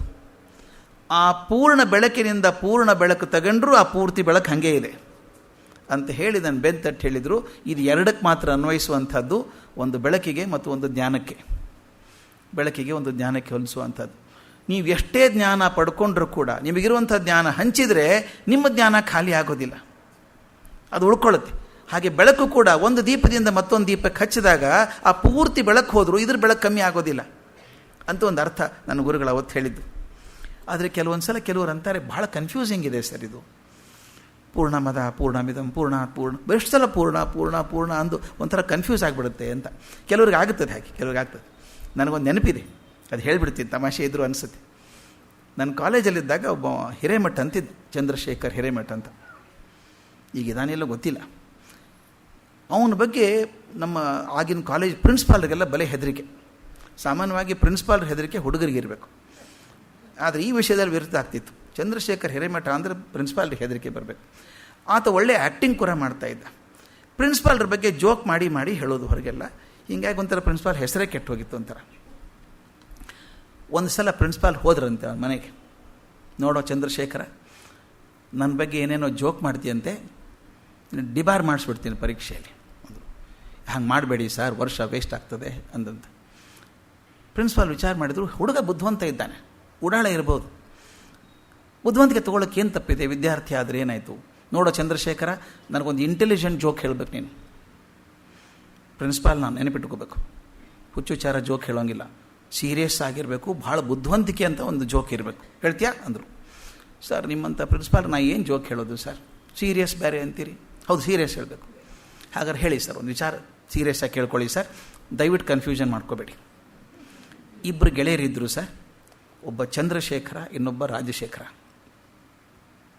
ಮರಿಬೇಡಿ ಸರ್, ಚಂದ್ರಶೇಖರ ರಾಜಶೇಖರ ಇಬ್ಬರು ಸ್ನೇಹಿತರು ಸರ್. 4 ವರ್ಷ ಒಂದೇ ಕಾಲೇಜಲ್ಲಿ ಕಲ್ತಿದ್ದಾರೆ ಸರ್. ಮರಿಬೇಡಿ ಹೆಸರು ಚಂದ್ರಶೇಖರ ರಾಜಶೇಖರ. ಒಂದು ದಿವಸ ಕಾಲೇಜ್ ಗ್ರೌಂಡಲ್ಲಿ ಬಂದರು. ನೀವು ನಿಂತಿದ್ರಿ ಅಲ್ಲಿ. ಇಬ್ಬರು ಬಂದರು. ಸರ್ ನಾನು ಚಂದ್ರಶೇಖರ ಸರ್, ಇವನು ರಾಜಶೇಖರ ಸರ್ ಅಂದರು. ಹೌದಾ, ನಮಸ್ಕಾರ ಅಂದರು ಪ್ರಿನ್ಸಿಪಾಲ್ರು. ಪ್ರಿನ್ಸಿಪಾಲಿಗೆ ನಿಂತಿದ್ದಾರ, ಎಡಗಡೆ ಚಂದ್ರಶೇಖರ, ಬಲಗಡೆ ರಾಜಶೇಖರ. ಆ ಹೊತ್ತಿಗೆ ಸೋಮಶೇಖರ ಬಂದ. ಸೋಮಶೇಖರ ಬಂದವನು ನೋಡಿದ, ಎಲ್ಲಿ ನಿಂತ್ಕೋಬೇಕು ಅಂತೇಳಿ ಚಂದ್ರಶೇಖರ ಪಕ್ಕದಲ್ಲಿ ನಿಂತ್ಕೊಂಡ್ಬಿಟ್ಟ. ಸರ್ ಜಾಗ ಮರಿಬೇಡಿ, ಭಾಳ ಮುಖ್ಯ ಇದು. ಸೋಮಶೇಖರ, ಅವನ ಪಕ್ಕದಲ್ಲಿ ಚಂದ್ರಶೇಖರ, ನಡುವೆ ತಾವು ಈ ಕಡೆ ರಾಜಶೇಖರ. ಕನ್ಫ್ಯೂಸ್ ಆಗಿಲ್ಲ ತಾನೇ ಸರ್? ಚಂದ್ರಶೇಖರ ಈ ಕಡೆ ಅಲ್ಲ, ಚಂದ್ರಶೇಖರ ಈ ಕಡೆ ಎಡಗಡೆ, ಅವನ ಪಕ್ಕದಲ್ಲಿ ಸೋಮಶೇಖರ, ಇಲ್ಲಿ ನೀವು ಈ ಕಡೆ ಚಂದ್ರಶೇಖರ. ಮುಂದೇನು ಅಂತ ಕೇಳಿದರು. ಹೀಗೆ ಗ್ರೌಂಡಲ್ಲಿ ನಡ್ಕೊಂಡು ಹೋಗ್ತಾ ಇದ್ವಿ. ಆಗ ರಾಜಶೇಖರ ಏನು ಹೇಳಿದ ಗೊತ್ತಾ? ಚಂದ್ರಶೇಖರ, ನನ್ನ ಕೈಯಲ್ಲಿ ಏನಿದೆ ಗೊತ್ತಾ ಅಂದ. ಏನಿದೆ ಅಂತ ಪ್ರಿನ್ಸಿಪಾಲ್ ಕೇಳಿದರು. ಆತ ಹೇಳ್ದ, ಮರಿಬೇಡ ಚಂದ್ರಶೇಖರ, ನನ್ನ ಕೈಯಲ್ಲಿ ಒಂದು ಚೀಲ ಇದೆ. ಸರ್ ದಯವಿಟ್ಟು ಕನ್ಫ್ಯೂಸ್ ಮಾಡ್ಕೋಬೇಡಿ, ಇದು ಸೋಮಶೇಖರ, ಇಲ್ಲಿ ಇವ ರಾಜಶೇಖರ, ಇಲ್ಲಿ ಚಂದ್ರಶೇಖರ. ಜಾಗ ಮರಿಬೇಡಿ, ಮರ್ತ್ರ ಪ್ರಾಬ್ಲಮ್ ಸಾಲ್ವ್ ಆಗಲ್ಲ ನಿಮ್ಮದು. ಕನ್ಫ್ಯೂಸ್ ಮಾಡ್ಕೊಡಿ, ಎಡಗಡೆ ಚಂದ್ರಶೇಖರ, ಬಲಗಡೆ ಅಲ್ಲ. ಆಮೇಲೆ ಕೊನೆಗೆ ಕೇಳ್ದ, ಹೌದು ಈ ಚೀಲದಲ್ಲಿ ಏನಿದೆ ಗೊತ್ತೋ ಅಂತ ಕೇಳ್ದ. ಏನಿದೆ ಅಂತ ಸೋಮಶೇಖರ ಕೇಳ್ದ. ಸರ್ ಕನ್ಫ್ಯೂಸ್ ಮಾಡ್ಕೋಬೇಡಿ, ಸೋಮಶೇಖರ ಕೇಳಿದ್ದು ರಾಜಶೇಖರ ಅಲ್ಲ. ಆಯ್ತು, ಕೊನೆಗೇನು ಕೇಳ್ದ, ನೋಡೋ ರಾಜಶೇಖರ, ನನ್ನ ಚೀಲದಲ್ಲಿ 3 ತತ್ತಿ ಇದ್ದಾವೆ. ವಿಶೇಷ ಏನು ಗೊತ್ತೋ ಸರ್, ನೀವು ಸರಿಯಾಗಿ ಕೇಳ್ಕೊತಾ ಇಲ್ಲ. ಮಧ್ಯದಲ್ಲಿ ನೀವು ನಿಂತಿದ್ದೀರಿ, ಎಡಗಡೆ ಚಂದ್ರಶೇಖರ, ಅವನ ಪಕ್ಕದಲ್ಲಿ ಸೋಮಶೇಖರ, ಈ ಕಡೆ ರಾಜಶೇಖರ ನಿಂತ್ಕೊಂಡಿದ್ದಾನೆ. ಅವನು ಕೇಳ್ತಾನೆ, ಏನಿದೆ ಗೊತ್ತಾ ವಿಶೇಷ? ತತ್ತಿ ಮೇಲ್ಗಡೆ ಬೆಳ್ಳಗಿದೆ, ಒಳಗಡೆ ಹಳದಿ ಇದೆ. ಇದೆಲ್ಲ ಬಹಳ ದೊಡ್ಡ ವಿಷಯ ಸರ್. ಇದಾದ್ಮೇಲೆ ಒಂದು ಮುಖ್ಯ ಪ್ರಶ್ನೆ ಕೇಳಬೇಕು ನಾನು ನಿಮಗೆ. ರಾಜಶೇಖರ, ಚಂದ್ರಶೇಖರ, ಸೋಮಶೇಖರ ನಿಂತ್ಕೊಂಡಿದ್ದೀರಿ. ಕೊನೆಗೆ ಪ್ರಶ್ನೆ ಕೇಳ್ತಾನೆ, ಚೀಲದಲ್ಲಿ ಏನಿದೆ ಅಂತ ಕೇಳ್ದ. ಏನಿದೆ ಸರ್ ಚೀಲದಲ್ಲಿ ಅಂತ ಕೇಳ್ದ. ಪ್ರಿನ್ಸಿಪಾಲ್ರಂದರು, ನನಗೇನು ಗೊತ್ತಾಗ್ತಾ ಇಲ್ಲಪ್ಪ, ಬರೀ ಶೇಖರ ಶೇಖರ ಶೇಖರ ಅಂತ ಗೊತ್ತಾಗ್ತಾ ಇದೆ. ಅವನು ಎಡಗಡೆ ಇದ್ನೋ ಬಲಗಡೆ ಇದ್ನೋ, ನೀನೇ ಹೇಳ್ಬಿಡೋ ಚೀಲದಲ್ಲಿ ಏನಿತ್ತು ಅಂದ್ರಂತ. ಆತ ಹೇಳ್ದ, ಇಷ್ಟು ಹೇಳಿದ್ದೀನಲ್ಲ ಸರ್, ಚೀಲದಲ್ಲಿ 3 ತತ್ತಿ ಇದೆ ಅಂತ ಹೇಳಿಲ್ವಾ ನಿಮಗೆ? ಅಲ್ಲೋ ಮತ್ತಿಷ್ಟೆಲ್ಲ ಯಾಕೆ ಹೇಳಿದೆ ಅದನ್ನು ಹೇಳಬೇಕಾದ್ರೆ? ನಿಮ್ಗೆ ಕನ್ಫ್ಯೂಸ್ ಅದೇನೇ. ಶೇಖರ ಶೇಖರ ಶೇಖರ ಮೇಲೆ ಮೇಲೆ ಬಂದರೆ ನಮಗೆಲ್ಲ ಹುಡುಗರದಾಗ ಅನ್ಸೋರು ಟಂಗ್ ಟ್ವಿಸ್ಟರ್ ಥರ. Betty bought a bit of butter, but the bit was butter, bit of bitter was butter, therefore she sold the bit of bitter butter and brought a bit of better butter. ಏನೂ ಅರ್ಥ ಆಗಲ್ಲ. Sentence correct ಆಗಿದೆ ಅದು. Betty bought a bit of butter, but the bit of butter was bitter butter, so she sold the bit of bitter butter and got a bit of better butter. ಇದು ಟರ್ ಟರ್ ಟರ್ ಅಂದಾಗ ಕೊನೆಗೆ ಏನು ಕೇಳ್ತೀನಿ ಅಂತ ಗೊತ್ತಾಗಲ್ಲ. ನಮ್ಮ ಕೆಲವ್ರು ಹೇಳ್ತಾ ಇದ್ರು, ಇಷ್ಟೊಂದು ಸಲ ಯಾಕೆ ಪೂರ್ಣ ಅನ್ಬೇಕು ಸರ್, ಒಂದು ಸಲ ಆಗಿದ್ರೆ ಆಗ್ತಿತ್ತಲ್ಲ. ಆದರೆ ಇರೋದೇ ಚಾರ್ಮ್ ಅದು. ಮೊದಲು ನೀವು ಒಂದು ಪೇಷನ್ಸ್ ಪರೀಕ್ಷೆ ಮಾಡಬೇಕು. ಇನ್ನೂ ಶಕ್ತಿ ಇದೆ, ಆಳಕ್ಕೆ ಹೋಗ್ತೀನಿ ಅಂದರೆ ಹೋಗೋಕ್ಕಾಗ್ತದೆ. ಅದಕ್ಕೆ ನಮ್ಮ ದೇವಸ್ಥಾನದಲ್ಲಿ ಹಳೆ ಕಾಲದಲ್ಲಿ ಗರ್ಭಗುಡಿಯಲ್ಲಿ ದೇವಸ್ಥಾನದಲ್ಲಿ ದೀಪ ಇರಬಾರ್ದು ಅಂತ ಇತ್ತು. ನಂದಾದೀಪ ಮಾತ್ರ ಇರಬೇಕು. ಈಗೆಲ್ಲ ಸರ್ಚ್ ಲೈಟ್ ಹಾಕಿಬಿಡ್ತೀವಿ ನಾವು, ದೂರಿಂದ ಕಾಣಿಸ್ಲಿ ಅಂತ. ಹಂಗಿರಲಿಲ್ಲ. ಯಾಕೆ ದೀಪ ಇಡ್ತಿದ್ರು ಅಂದರೆ, ಒಬ್ಬ ಸಾಧಕ ಪ್ರಯತ್ನ ಮಾಡಿದರೆ ಮಾತ್ರ ಭಗವಂತನ ದರ್ಶನ ಆಗಬೇಕು, ಪ್ರಯತ್ನ ಬೇಕಲ್ಲಿ ಅಂತ. ಇಲ್ಲಿ ಕೂಡ ಹಾಗೆ ಪ್ರಯತ್ನ ಅಪೇಕ್ಷೆ ಮಾಡ್ತೇವೆ. ಇದು ಹೇಗಿದೆ ನೋಡಿ, ಯಾವುದೇ ಒಂದು ಚರ್ಚೆ ಪ್ರಾರಂಭವಾಗುವಾಗ ಬರೀ ಪ್ರತ್ಯಯದಿಂದ ಶುರು ಮಾಡಿದರೆ ಏನಾಗ್ತದೆ ಅರ್ಥ? ಸ್ವಲ್ಪ ಹೇಳಬೇಕು. ಉದಾಹರಣೆ ಕೊಡ್ತೀನಿ ನಾನು. ಒಂದು ಉದಾಹರಣೆ ನಾನು ಮಾತಾಡ್ತೀನಿ ಅಂತ ಇಟ್ಕೊಳ್ಳಿ. ಮೊನ್ನೆ ಅವ್ರು ಮೈಸೂರಿಂದ ಬಂದರು ಮೊನ್ನೆ. ತಪ್ಪು ಹೇಳ್ಬಿಟ್ಟು ಇನ್ನೂ ತಪ್ಪು ಹೇಳ್ತೀನಿ, ನನಗೆ ಏನೋ ಸರಿಯಾಗಿ ಹೇಳಿ ಬರಲಿಲ್ಲ ಅದು. ಮೊನ್ನೆ ಅವರು ಅಲ್ಲಿಂದ ಬಂದರು. ಬಂದವರೇ ಅವ್ರ ಮನೆಗೆ ಹೋದರು. ಇವ್ರ ಮನೆಗೆ ಹೋದರು. ಪಾಪ ಇವ್ರಿಗೂ ತುಂಬ ಸಂತೋಷ ಆಯ್ತು, ಮನೆಗೆ ಬಂದ್ರಲ್ಲ ಅವರು ಅಂತ. ಯಾರು ಬಂದರು? ಅವರು ಅಲ್ಲಿಂದ ಬಂದವರೇ ಇವ್ರ ಮನೆಗೆ ಹೋದರು. ಇವ್ರಿಗೂ ತುಂಬ ಸಂತೋಷ ಆಯಿತು, ನಮ್ಮ ಮನೆಗೆ ಬಂದ್ರಲ್ಲ ಅವರು ಅಂತ. ಅವರು ಅಂತ ಮಾತಾಡಿದ್ರೆ ಏನೂ ಅರ್ಥ ಆಗಲ್ಲ ಅಲ್ವಾ? ಇದು ಯಾರಿಗೆ ಅರ್ಥ ಆದೀತು ಒಗಟಿದು? ಯಾಕಂದ್ರೆ ಬರೀ ಪ್ರತ್ಯಯದಲ್ಲೇ ಮಾತಾಡ್ತಾ ಇದ್ದೀವಿ ನಾವು. ಮೊದಲು ಒಂದು ನಾಮಪದ ಸೇರಿಸಿ ಮಾಡಿದರೆ ಅದನ್ನು ಇದು ನೋಡಿ ಬದಲಾಯಿಸಿ ಹೇಳ್ತೀನಿ ನಾನೀಗ. ಮೊನ್ನೆ ರಂಗರಾಯರು ಮೈಸೂರಿಂದ ಬಂದಿದ್ರು. ಅವರು ರಾಮರಾಯರ ಮನೆಗೆ ಹೋದರು. ಅವರು ಬಂದವರೇ ರಾಮರಾಯರ ಮನೆಗೆ ಹೋದರು. ಅದಕ್ಕೆ ಇವ್ರಿಗೂ ತುಂಬ ಸಂತೋಷ ಆಯಿತು, ಮನೆಗೆ ಬಂದು ಹೋದ್ರಲ್ಲ ಅಂತ. ಈಗ ಅವರು ಯಾರು ಇವರು ಗೊತ್ತಾಯ್ತಲ್ಲ ನಮಗೀಗ. ಮೊದಲೇನು ಹೇಳಿದೆ? ರಂಗರಾಯರು ಮೈಸೂರಿಂದ ಮೊನ್ನೆ ಬಂದರು. ಅವರು ಅಂದರೆ ಯಾರಿಗಾಗುತ್ತೆ ಸಂಬೋಧನೆ? ಇದು ರಂಗರಾಯರಿಗೆ. ಇನ್ನು ಎರಡನೇ ಸಲ ರಂಗರಾಯರು ಅನ್ಬೇಕಾಗಿಲ್ಲ ನಾವು. ರಂಗರಾಯರು ಮೊನ್ನೆ ಮೈಸೂರಿಂದ ಬಂದರು ಅಂದಾಗ ಅವರು ರಂಗರಾಯರಾಯಿತು. ಇಲ್ಲಿ ರಾಮರಾಯರ ಮನೆಗೆ ಹೋದರು. ಇವರಿಗೂ ತುಂಬ ಸಂತೋಷ ಆಯಿತು, ನಮ್ಮ ಮನೆಗೆ ಬಂದ್ರಲ್ಲ. ಇವರು ಯಾರು ಅವಾಗ? ರಾಮರಾಯರು. ನಮ್ಗೆ ಎರಡನೇ ಸಲ ರಾಮರಾಯರು, ಎರಡನೇ ಸಲ ರಂಗರಾಯರು ಅನ್ನೋದು ಬೇಕಾಗಿಲ್ಲ. ಒಂದು ಸಲ ಒಂದು ನಾಮಪದ ಬಳಕೆ ಆದಮೇಲೆ ಅದು ಯಾರಿಗೆ ಹೋಲುತ್ತೆ ಅಂತ. ಮೊನ್ನೆ ದಿನ ಮುಖ್ಯಮಂತ್ರಿಗಳು ಭಾಷಣ ಮಾಡ್ತಾ ಹೇಳಿದರು, ಅವರ ಮಾತಿನ ಸಾರ ಸರ್ವಸ್ವ ನೋಡಿ. ಮೊನ್ನೆ ಮುಖ್ಯಮಂತ್ರಿಗಳು ಮಾತಾಡ್ತಾ ಹೇಳಿದರು ಅಂತ ಹೇಳಿದೆ ನಾನು. ಮುಖ್ಯಮಂತ್ರಿಗಳು ಒಂದು ಪದ ಹೇಳಿದೆ ನಾನು. ಆನಂತರ ಅವರ ಮಾತಿನ ಸಾರ ಸರ್ವಸ್ವ ಅವ್ರದ್ದು ಅಂದರೆ ಯಾರ್ದು? ಮುಖ್ಯಮಂತ್ರಿಗಳದ್ದು. ಒಂದು ಸಲ ನಾನು ನಾಮಪದ ಬಳಸಿದ ಮೇಲೆ ಪ್ರತ್ಯಯಕ್ಕೊಂದು ಅರ್ಥ ಬರ್ತದೆ. ಆದರೆ ಇದು ಶಾಂತಿ ಮಂತ್ರ ಶುರು ಆಗೋದೇ ಬರೀ ಪ್ರತ್ಯಯದಿಂದ. ಪೂರ್ಣಮದ ಪೂರ್ಣಮಿದಂ, ಅದು ಪೂರ್ಣ, ಇದು ಪೂರ್ಣ. ಅದ್ಯಾವುದು?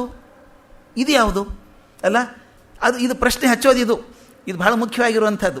ಇದು ವಿಶೇಷವಾದಂಥ ಮಂತ್ರ ಅಂತ ಹೇಳೋದು ಅದಕ್ಕೇನೆ. ಪ್ರತ್ಯಯದಿಂದನೇ ಶುರು ಆಗುವಂಥದ್ದು, ನಮ್ಮನ್ನು ಚಿಕಿತ್ಸೆಗೆ ಚಿಂತನೆಗೆ ಹಚ್ಚುವಂಥದ್ದು. ಇದು ಬಹಳ ಮುಖ್ಯ, ಮರಿಬಾರ್ದು ಇದು. ಇನ್ನೊಂದು, ಶ್ರೀ ಶಂಕರಾಚಾರ್ಯರು ಕೂಡ ಇದಕ್ಕೆ ಭಾಷ್ಯ ಬರೀಬೇಕಾದ್ರೆ, ಈಶಾವಾಸ್ಯಕ್ಕೆ ಭಾಷ್ಯ ಬರೀಬೇಕಾದ್ರೆ ಈ ಶಾಂತಿ ಪಾಠಕ್ಕೆ ಭಾಷ್ಯವನ್ನು ಬರೆದಿಲ್ಲ, ವಿವರಣೆಯನ್ನು ಕೊಟ್ಟಿಲ್ಲ. ಆದರೆ ಇದೇ ಕೊನೆಗೆ, ಇದೇ ಶುಕ್ರ ಯಜುರ್ವೇದದ ಕೊನೆಗೆ ಬರುವಂಥ ಬೃಹದಾರಣ್ಯಕ ಉಪನಿಷತ್ತಿನ 5ನೇ ಅಧ್ಯಾಯದ ಕೊನೆಗೆ ಕೂಡ ಇದೇ ಮಂತ್ರ ಬರುತ್ತೆ. ಬೃಹದಾರಣ್ಯಕ ವ್ಯಾಖ್ಯೆ ಮಾಡುವಾಗ 5ನೇ ಅಧ್ಯಾಯದ ಕೊನೆಗೆ ಕೂಡ ಇದೇ ಮಂತ್ರ ಬರ್ತದೆ. ಅದಕ್ಕಲ್ಲಿ ತುಂಬ ವಿಸ್ತಾರವಾಗಿ ವಿವರಣೆ ಕೊಟ್ಟಿದ್ದಾರೆ ಶಂಕರಾಚಾರ್ಯ. ಅದನ್ನು ಬಳಸ್ಕೋಬೋದು ನಾವಿಲ್ಲಿ, ಅದನ್ನು ಬಳಸ್ಕೋಬೋದು ಅದೇ ಶಾಂತಿ ಮಂತ್ರಕ್ಕೆ. ಈ ಮಂತ್ರ ಜಗತ್ತು ಮತ್ತು ಈಶ್ವರಗಳ ನಡುವಿನ ಐಕ್ಯತೆಯನ್ನು ತೋರಿಸ್ತದೆ ಅಂತ. ಜೀವ ಮತ್ತು ಜಗತ್ತು ಮತ್ತು ಈಶ್ವರ, ಇದರ ನಡುವೆ ಸಂಬಂಧ ಹೇಗಿದೆ, ಐಕ್ಯ ಹೇಗಿದೆ ಅನ್ನೋದು ಹೇಳ್ತಾರೆ. ಇಲ್ಲೊಂದು ಚೂರು ಬುದ್ಧಿಗೆ ಸವಾಲಾಗುವಂಥ ಒಂದು ಚಂದ ವಿಷಯ ಇದೆ. ಅದೊಂದು ಚೂರು ಟೈಮ್ ಖರ್ಚು ಮಾಡಿ ಅರ್ಥ ಮಾಡ್ಕೊಳ್ಳೋಣ. ತುಂಬ ಚೆನ್ನಾಗಿದೆ. ನನಗೂ ತುಂಬ ಸರ್ಕಸ್ ಆಯಿತು ಮೊದಲು, ಆಮೇಲೆ ತುಂಬ ಖುಷಿ ಆಯಿತು. ಆ ಖುಷಿ ನಿಮ್ಮ ಹತ್ರ ಹಂಚ್ಕೋಬೇಕು ಅಂತ. ಈ ಸಂಬಂಧ ಏನಿದೆಯಲ್ಲ, ಜಗತ್ತು ಮತ್ತು ಈಶ್ವರ ಅಥವಾ ಜೀವ ಮತ್ತು ಈಶ್ವರ, ಇದರ ನಡುವೆ ಸಂಬಂಧ ಐಕ್ಯತೆ ಹೇಗಿದೆ ಅನ್ನೋದನ್ನು ಈ ಮೊದಲನೇ ಸಾಲು ತೋರಿಸ್ತದೆ ಅಂತ ಹೇಳ್ತಾರೆ. ವ್ಯಾಖ್ಯೆಯಲ್ಲಿ ಶಂಕರಾಚಾರ್ಯ ಭಾಳ ಚಂದ ಹೇಳ್ತಾರೆ. ಮೊದಲನೇ ಸಾಲಲ್ಲೇ ಮಹಾವಾಕ್ಯ ಅಂತ ಕರೀತಾರೆ ಅದನ್ನು. ಈ ಮಹಾವಾಕ್ಯದಲ್ಲೇ ಜೀವ ಮತ್ತು ಈಶ್ವರನ ಐಕ್ಯತೆಯನ್ನು ಹಾರ್ತದೆ ಅಂತ ಬರೀತಾರೆ. ಅದು 2 ದೃಷ್ಟಿಯಲ್ಲಿ ನೋಡಬಹುದಪ್ಪ. ಈ ಸಂಬಂಧ ಏನಿದೆಯೋ, ಜೀವ ಮತ್ತು ಈಶ್ವರನ ಸಂಬಂಧ ಏನಿದೆಯೋ, ಅದನ್ನು 2 ದೃಷ್ಟಿಗಳಲ್ಲಿ ನೋಡಬಹುದು ಅಂತ ಹೇಳ್ತಾರೆ. ನೀ ಯಾವ ದೃಷ್ಟಿ ಮೇಲೆ ನೋಡ್ತೀರೋ ಅದ್ರ ಮೇಲೆ ಅವಲಂಬನ ಆಗಿದೆ. ಇದೊಂದು ಚೂರು ಸ್ವಲ್ಪ ಆಧ್ಯಾತ್ಮಿಕ ಭಾಷೆ, ತಪ್ಪಿಸ್ಕೊಳ್ಳೋದು ಬೇಡ ಅನಿಸ್ತಾನೆ, ಹೇಳೋಣ. 2 ದೃಷ್ಟಿಗಳು. ಒಂದು ಕಾರ್ಯಕಾರಣ ಸಂಬಂಧ ಅಂತ ಒಂದು, ಇನ್ನೊಂದು ಐಕ್ಯ ಸಂಬಂಧ ಅಂತ ಒಂದು. 2 ದೃಷ್ಟಿಗಳಿದ್ದಾವೆ.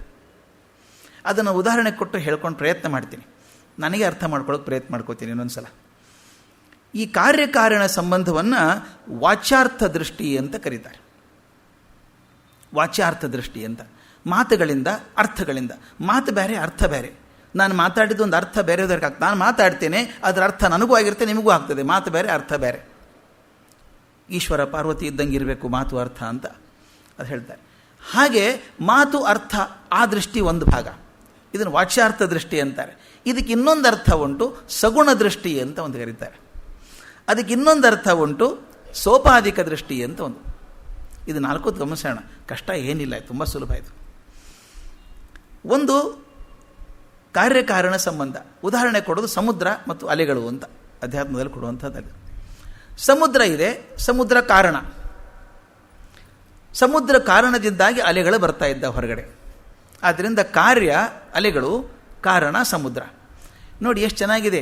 ಸಮುದ್ರದ ಅಲೆಗಳು, ನಾವು ಸಮುದ್ರ ಕೂತ್ಕೊಂಡಾಗ ಸಮುದ್ರದ ಅಲೆಗಳು ಏನು ಉಕ್ಕಿ ಉಕ್ಕಿ ಬರ್ತಾ ಇತ್ತು ಅಂತ ಇದ್ದೇನೆ ಅಲ್ವಾ.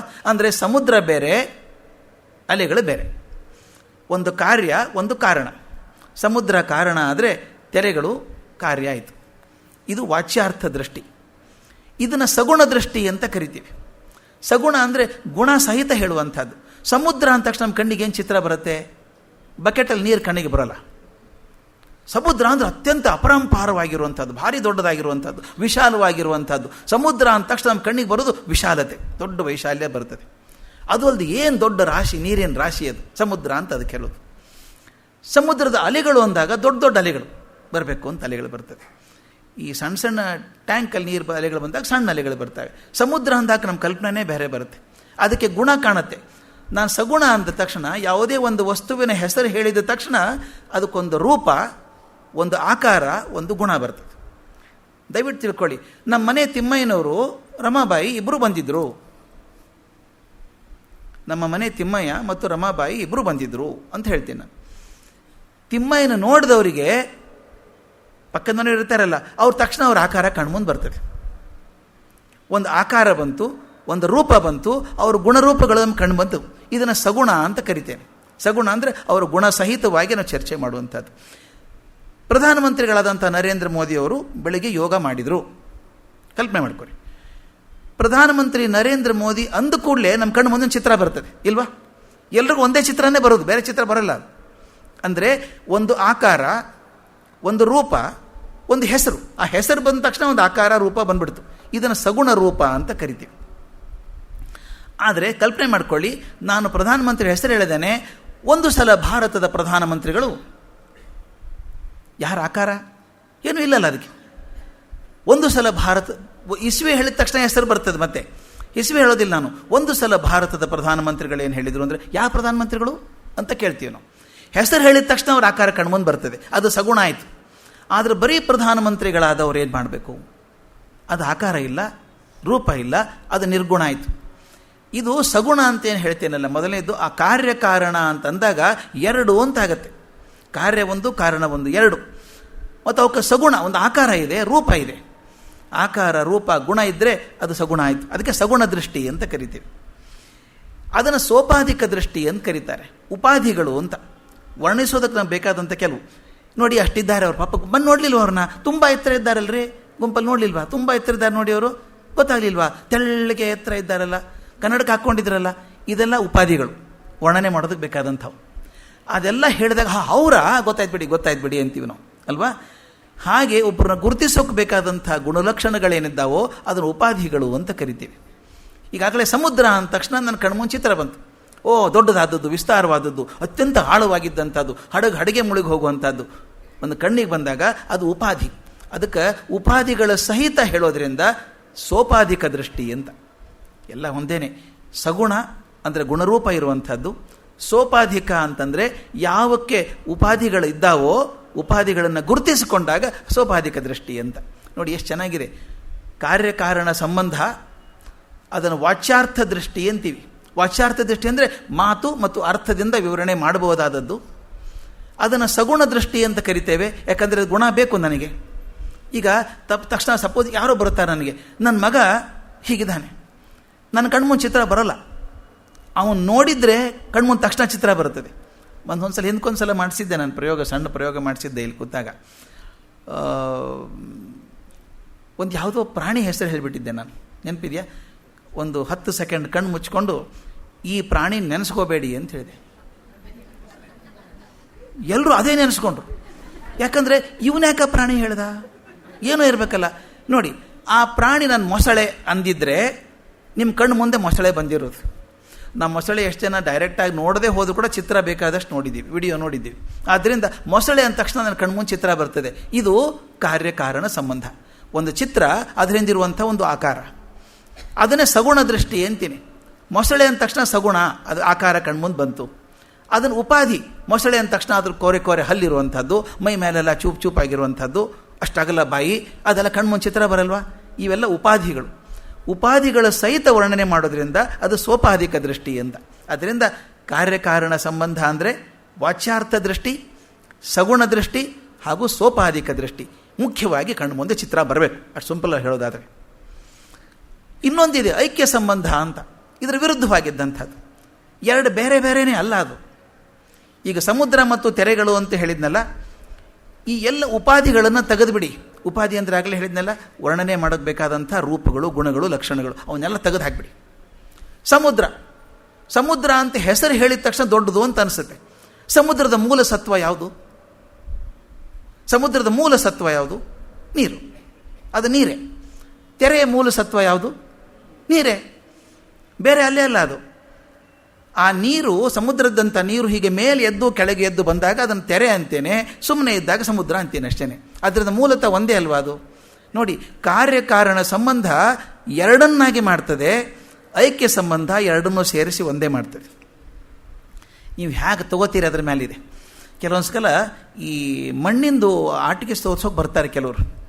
ಮಣ್ಣಿನ ಗುಡ್ಡೆ ತೊಗೊಂಡು ಅದನ್ನು ಬೇಕೇ ಬೇಕಾದ ಆಕಾರ ಮಾಡಿ ಮಕ್ಕಳಿಗೆ ತೋರಿಸ್ತಾ ಇರ್ತಾರೆ. ಕಮರ್ ಕ್ಯಾಂಪ್ ಅಂತ ಮಾಡಿದಾಗ ಮಾಡ್ತಾರೆ. ಅವರು ಅದನ್ನು ಬೇಯಿಸಿ ಇದನ್ನು ಗಡಿಗೆ ಮಾಡಲ್ಲ, ಮಕ್ಕಳಿಗೆ ತೋರಿಸೋದು ಹೇಗೆ ಅಂತ ತೋರಿಸ್ತಾರೆ. ಇಷ್ಟು ದೊಡ್ಡ ಮಣ್ಣಿನ ರಾಶಿ ಇರುತ್ತೆ, ಮುದ್ದೆ ಇರುತ್ತೆ, ಒಂದು ಕೈ ಹಿಡಿ ತಗೋತಾರೆ, ಹೀಗೆ ಉದ್ದಿ ಒಂದು ಹಾವು ಮಾಡಿಡ್ತಾನೆ, ನೋಡು ಹಾವು ಹೆಂಗಾಯ್ತು ನೋಡು ಅಂತಾನೆ. ಹೀಗೆ ಮಾಡಿ ಗಣೇಶ ಮಾಡ್ತಾನೆ. ಒಂದು ಪಡಿ ಹಚ್ಚಿರುತ್ತೆ. ಈಗೆಲ್ಲ ಮಕ್ಕಳಿಗೆಲ್ಲ ಕಲರ್ಫುಲ್ ಇದು ಬಂದುಬಿಟ್ಟಿದೆ, ಕ್ಲೇ ಬಂದಿದೆ. ಅದೆಷ್ಟು ಚೆನ್ನಾಗಿದೆ ಗೊತ್ತಾ? ಆ ಮಕ್ಕಳು ಕ್ಲೇ ತಗೋತಾವೆ, ಹೀಗೆ ಪಡಿ ಹಚ್ಚಲ್ಲಿ ಹಾಕಿದ ತಕ್ಷಣ ಸ್ಟಾರ್ ಆಗ್ತದೆ, ಒಂದು ಪಿಕಾಕ್ ಆಗ್ತದೆ, ಏನೋ ಚಿತ್ರ ಬರ್ತದೆ. ಅವೇನು ಮಾಡ್ತಾವೆ ಮಕ್ಕಳು? ವಿಚಾರ ಮಾಡಿ ಮುಂದೆ ಏನು ಮಾಡ್ತಾವೆ? ಅದು ಆದಾಗ ಏನು ಹೇಳ್ತಾರೆ, ನೋಡು ಪಿಕಾಕ್ ಬಂತಿಲ್ಲ, ನವಿಲ್ ಬಂತಿಲ್ಲ ಅಂತ ತೋರಿಸ್ತಾರೆ. ನವಿಲು ಅಂದ ತಕ್ಷಣ ಕಣ್ಣು ಮುಂದೆ ಚಿತ್ರ ಬಂತ? ಈ ಕ್ಲೇದಿತ್ತಲ್ಲ, ಈ ಕ್ಲೇ ಮಣ್ಣು ಮುಂದೆ ಕಣ್ಣು ಕಾಣುತ್ತೆ, ಅದು ಈ ಮಣ್ಣಿನಿಂದ ಇದೊಂದು ನವಿಲಿನ ಆಕಾರ ಬಂತು. ಇದಕ್ಕೆ ಗುಣ ಇರೋದ್ರಿಂದ ಸೋಪಾಧಿಕ ದೃಷ್ಟಿ ಅಲ್ವಾ? ಮತ್ತು ಎರಡು, ಈ ಮಣ್ಣು ಬೇರೆ, ಈ ನವಿಲು ಬೇರೆ. ಅದರಿಂದ ಕಾರ್ಯಕಾರಣ ಸಂಬಂಧ. ಕಾರಣ ಮಣ್ಣು, ಕಾರ್ಯ ನವಿಲು. ಅದಕ್ಕೆ ಇದು ವಾಚ್ಯಾರ್ಥ ದೃಷ್ಟಿ ಅಂತೀವಿ. ಅವು ಹೇಳ್ಬೋದು ನಾವು ಚೆನ್ನಾಗಿ. ಮಣ್ಣಿಂದ ಪಡಿ ಹಚ್ಚಲ್ಲಿ ಹಾಕಿದಾಗ ನವಿಲಾಯಿತು ಅಂತ ಮಾತಿನಿಂದ ಅರ್ಥದ ರೂಪದಲ್ಲೂ ಹೇಳ್ಬೋದು. ಸಗುಣ ಅಲ್ವಾ ಇದು? ನವಿಲಿಗೊಂದು ಗುಣ ಇದೆ, ರೂಪ ಇದೆ, ಅದರಿಂದ ಕಣ್ಣು ಮುಂದೆ ಚಿತ್ರ ಬಂತು.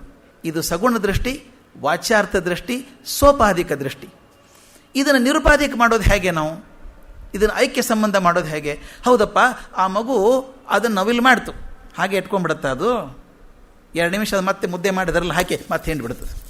ಎಲ್ಲಿ ಹೋಯ್ತು ನವಿಲೀಗ? ಅಲ್ಲೇ ಹೋಯ್ತಲ್ಲ ಮಣ್ಣಲ್ಲಿ. ಆ ಮಣ್ಣು ಬೇರೆ ಅಲ್ಲ, ನವಿಲು ಬೇರೆ ಅಲ್ಲ. ಆ ಮಣ್ಣಿನಿಂದಾನೇ ನವಿಲು ಒಂದು ಭಾಗ ಆದದ್ದು, ಮತ್ತು ಅಲ್ಲಿಗೆ ಹೋಗಿ ಸೇರ್ಕೊಳ್ತವೆ. ಆದ್ದರಿಂದ ಐಕ್ಯ ಸಂಬಂಧ ಆಯಿತು. ಇದನ್ನು ನಿರ್ಗುಣ ದೃಷ್ಟಿ ಅಂತೀವಿ. ಯಾಕಂದ್ರೆ ಗುಣ ಇಲ್ಲ ಅದರೊಳಗೆ, ನವಿಲಿಲ್ಲ ಈಗ ಅದರೊಳಗೆ, ಅದು ಮಣ್ಣಿನ ಗುಡ್ಡೇನೂ ಅಲ್ಲ, ಎರಡು ಒಂದೇ ಆಗ್ಬಿಡುತ್ತೆ ಈಗ. ಆದ್ದರಿಂದ ಐಕ್ಯ ಸಂಬಂಧದಲ್ಲಿ ಎರಡಿಲ್ಲ, ಒಂದಾಗ್ತದೆ. ಕಾರ್ಯಕಾರಣ ಸಂಬಂಧದಲ್ಲಿ ಒಂದಿದ್ದದ್ದು ಎರಡು ಆಗ್ತದೆ. ಆದ ಕಾರ್ಯಕಾರಣ ಸಂಬಂಧದಲ್ಲಿ ಸಗುಣ ಇದೆ, ಅದಕ್ಕೊಂದು ಗುಣ ಇದೆ, ರೂಪ ಲಕ್ಷಣ ಇದೆ, ಅದಕ್ಕೊಂದು ಉಪಾಧಿ ಇರೋದ್ರಿಂದ ಸೋಪಾಧಿಕ ದೃಷ್ಟಿ ಅಂತೀವಿ, ಸಗುಣ ದೃಷ್ಟಿ ಅಂತೀವಿ. ಆದರೆ ಅದು ಐಕ್ಯ ಸಂಬಂಧ ಬಂದಾಗ ಎರಡೂ ಒಂದೇ ಅಂತಂದಾಗ ಅದು ನಿರ್ಗುಣ ದೃಷ್ಟಿ ಆಗ್ತದೆ, ನಿರುಪಾಧಿಕ ದೃಷ್ಟಿ, ಉಪಾಧಿಗಳು ಇಲ್ಲದಂಥ ದೃಷ್ಟಿ. ಆದ್ದರಿಂದ ನಿರುಪಾಧಿಕ ದೃಷ್ಟಿ ಅಂತ ಆಗ್ತದೆ. ಇವೆರಡನ್ನೂ ತಲೆಯಲ್ಲಿಟ್ಕೊಂಡಾಗ ನಮಗೆ ತುಂಬ ಸುಲಭವಾಗಿ ಅರ್ಥ ಆಗ್ತದೆ. ನಿರುಪಾಧಿಕ ದೃಷ್ಟಿಯಲ್ಲಿ ನೋಡಿದಾಗ ತೆರೆನೂ ಒಂದೇನೆ, ಸಮುದ್ರನೂ ಒಂದೇನೆ. ಆದರೆ ಕಾರ್ಯಕಾರಣ ನೋಡಿಕೊಂಡಾಗ ಎರಡೂ ಬೇರೆ ಆಗ್ತದೆ. ಆ ದೃಷ್ಟಿಯಿಂದ ಸ್ವಲ್ಪ ನಾವು ನೋಡಿದಾಗ ಇಲ್ಲಿ ಪೂರ್ಣಮದ ಪೂರ್ಣಮಿದಂ ಪೂರ್ಣಾತ್ ಪೂರ್ಣಮುದಚ್ಯತೆ ಅರ್ಥ ಆಗ್ತದೆ. ಪೂರ್ಣಮದ ಅದು ಪೂರ್ಣ. ಅದು ಯಾವುದು? ಪರಮಾತ್ಮ. ಆ ಮೂಲ ಸತ್ವ ಇದೆಯಲ್ಲ, ಅದು ಅನಂತವಾದಂಥದ್ದು, ಅದು ಪೂರ್ಣವಾಗಿರುವಂಥದ್ದು. ಪೂರ್ಣಮದ ಕರೆಕ್ಟ್. ಎರಡನೇದ್ದು ಪೂರ್ಣಮಿದಂ, ಇದು ಯಾವುದು? ಜೀವಾತ್ಮ. ಇದು ಜೀವಾತ್ಮ ಪರಿಪೂರ್ಣ ಅಂತಾಯಿತು. ಇಲ್ಲೊಂದು ತಕರಾರು ಬಂತು. ಪೂರ್ಣದಿಂದ ಪೂರ್ಣ ಬರೋಕ್ಕೆ ಹೆಂಗೆ ಸಾಧ್ಯ ಇದೆ? ಎರಡು ಪೂರ್ಣ ಇರೋಕ್ಕೆ ಸಾಧ್ಯ ಇದೆಯಾ? ಇದು ಪೂರ್ಣ, ಅದು ಒಪ್ಕೊಳ್ಳೋಣ. ಭಗವಂತ ಪೂರ್ಣ ಅಂತ ಒಪ್ಕೊಳ್ಳೋಣ. ಭಗವಂತ ಪೂರ್ಣ ಆದರೆ ಜೀವಾತ್ಮ ಹೆಂಗೆ ಪೂರ್ಣ ಆಗ್ತಾನೆ?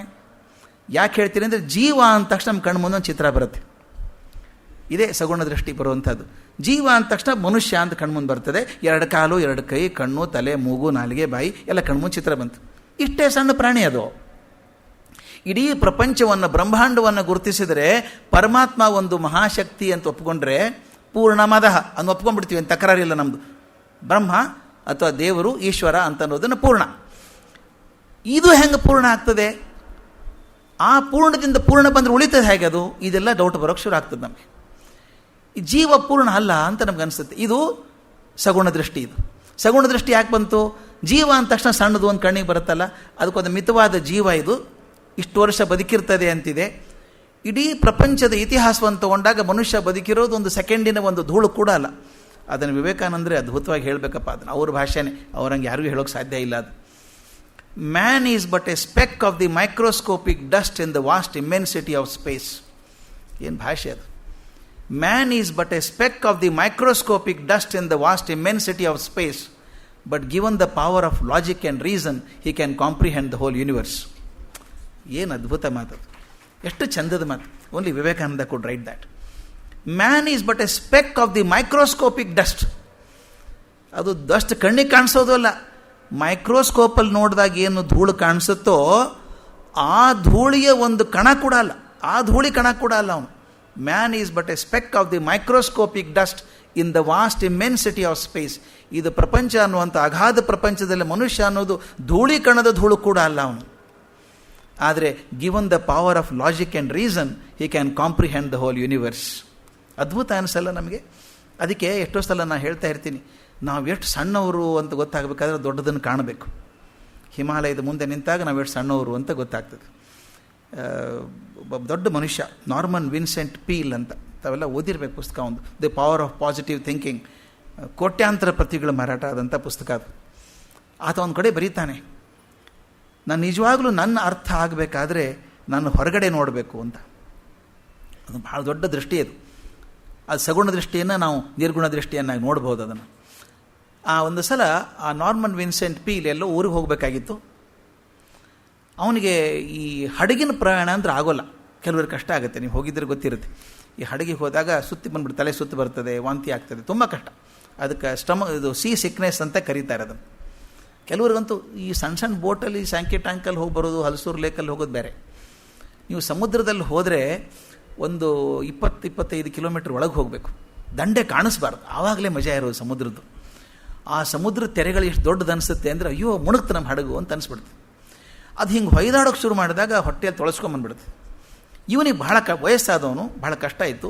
ಅದಕ್ಕೆ ಅವನೇನು ಮಾಡ್ದ, ಒಂದು ಸಲ ವಿಮಾನ ಕ್ಯಾನ್ಸಲ್ ಆಯಿತು, ಹೋಗಲೇಬೇಕಾಯಿತು. US ಕಾನ್ಸ್ಟಿಟ್ಯೂಷನ್ ಅಂತ ಒಂದು ಹಡಗಿಗೆ ಬುಕ್ ಮಾಡಿದ, ಹೋದ.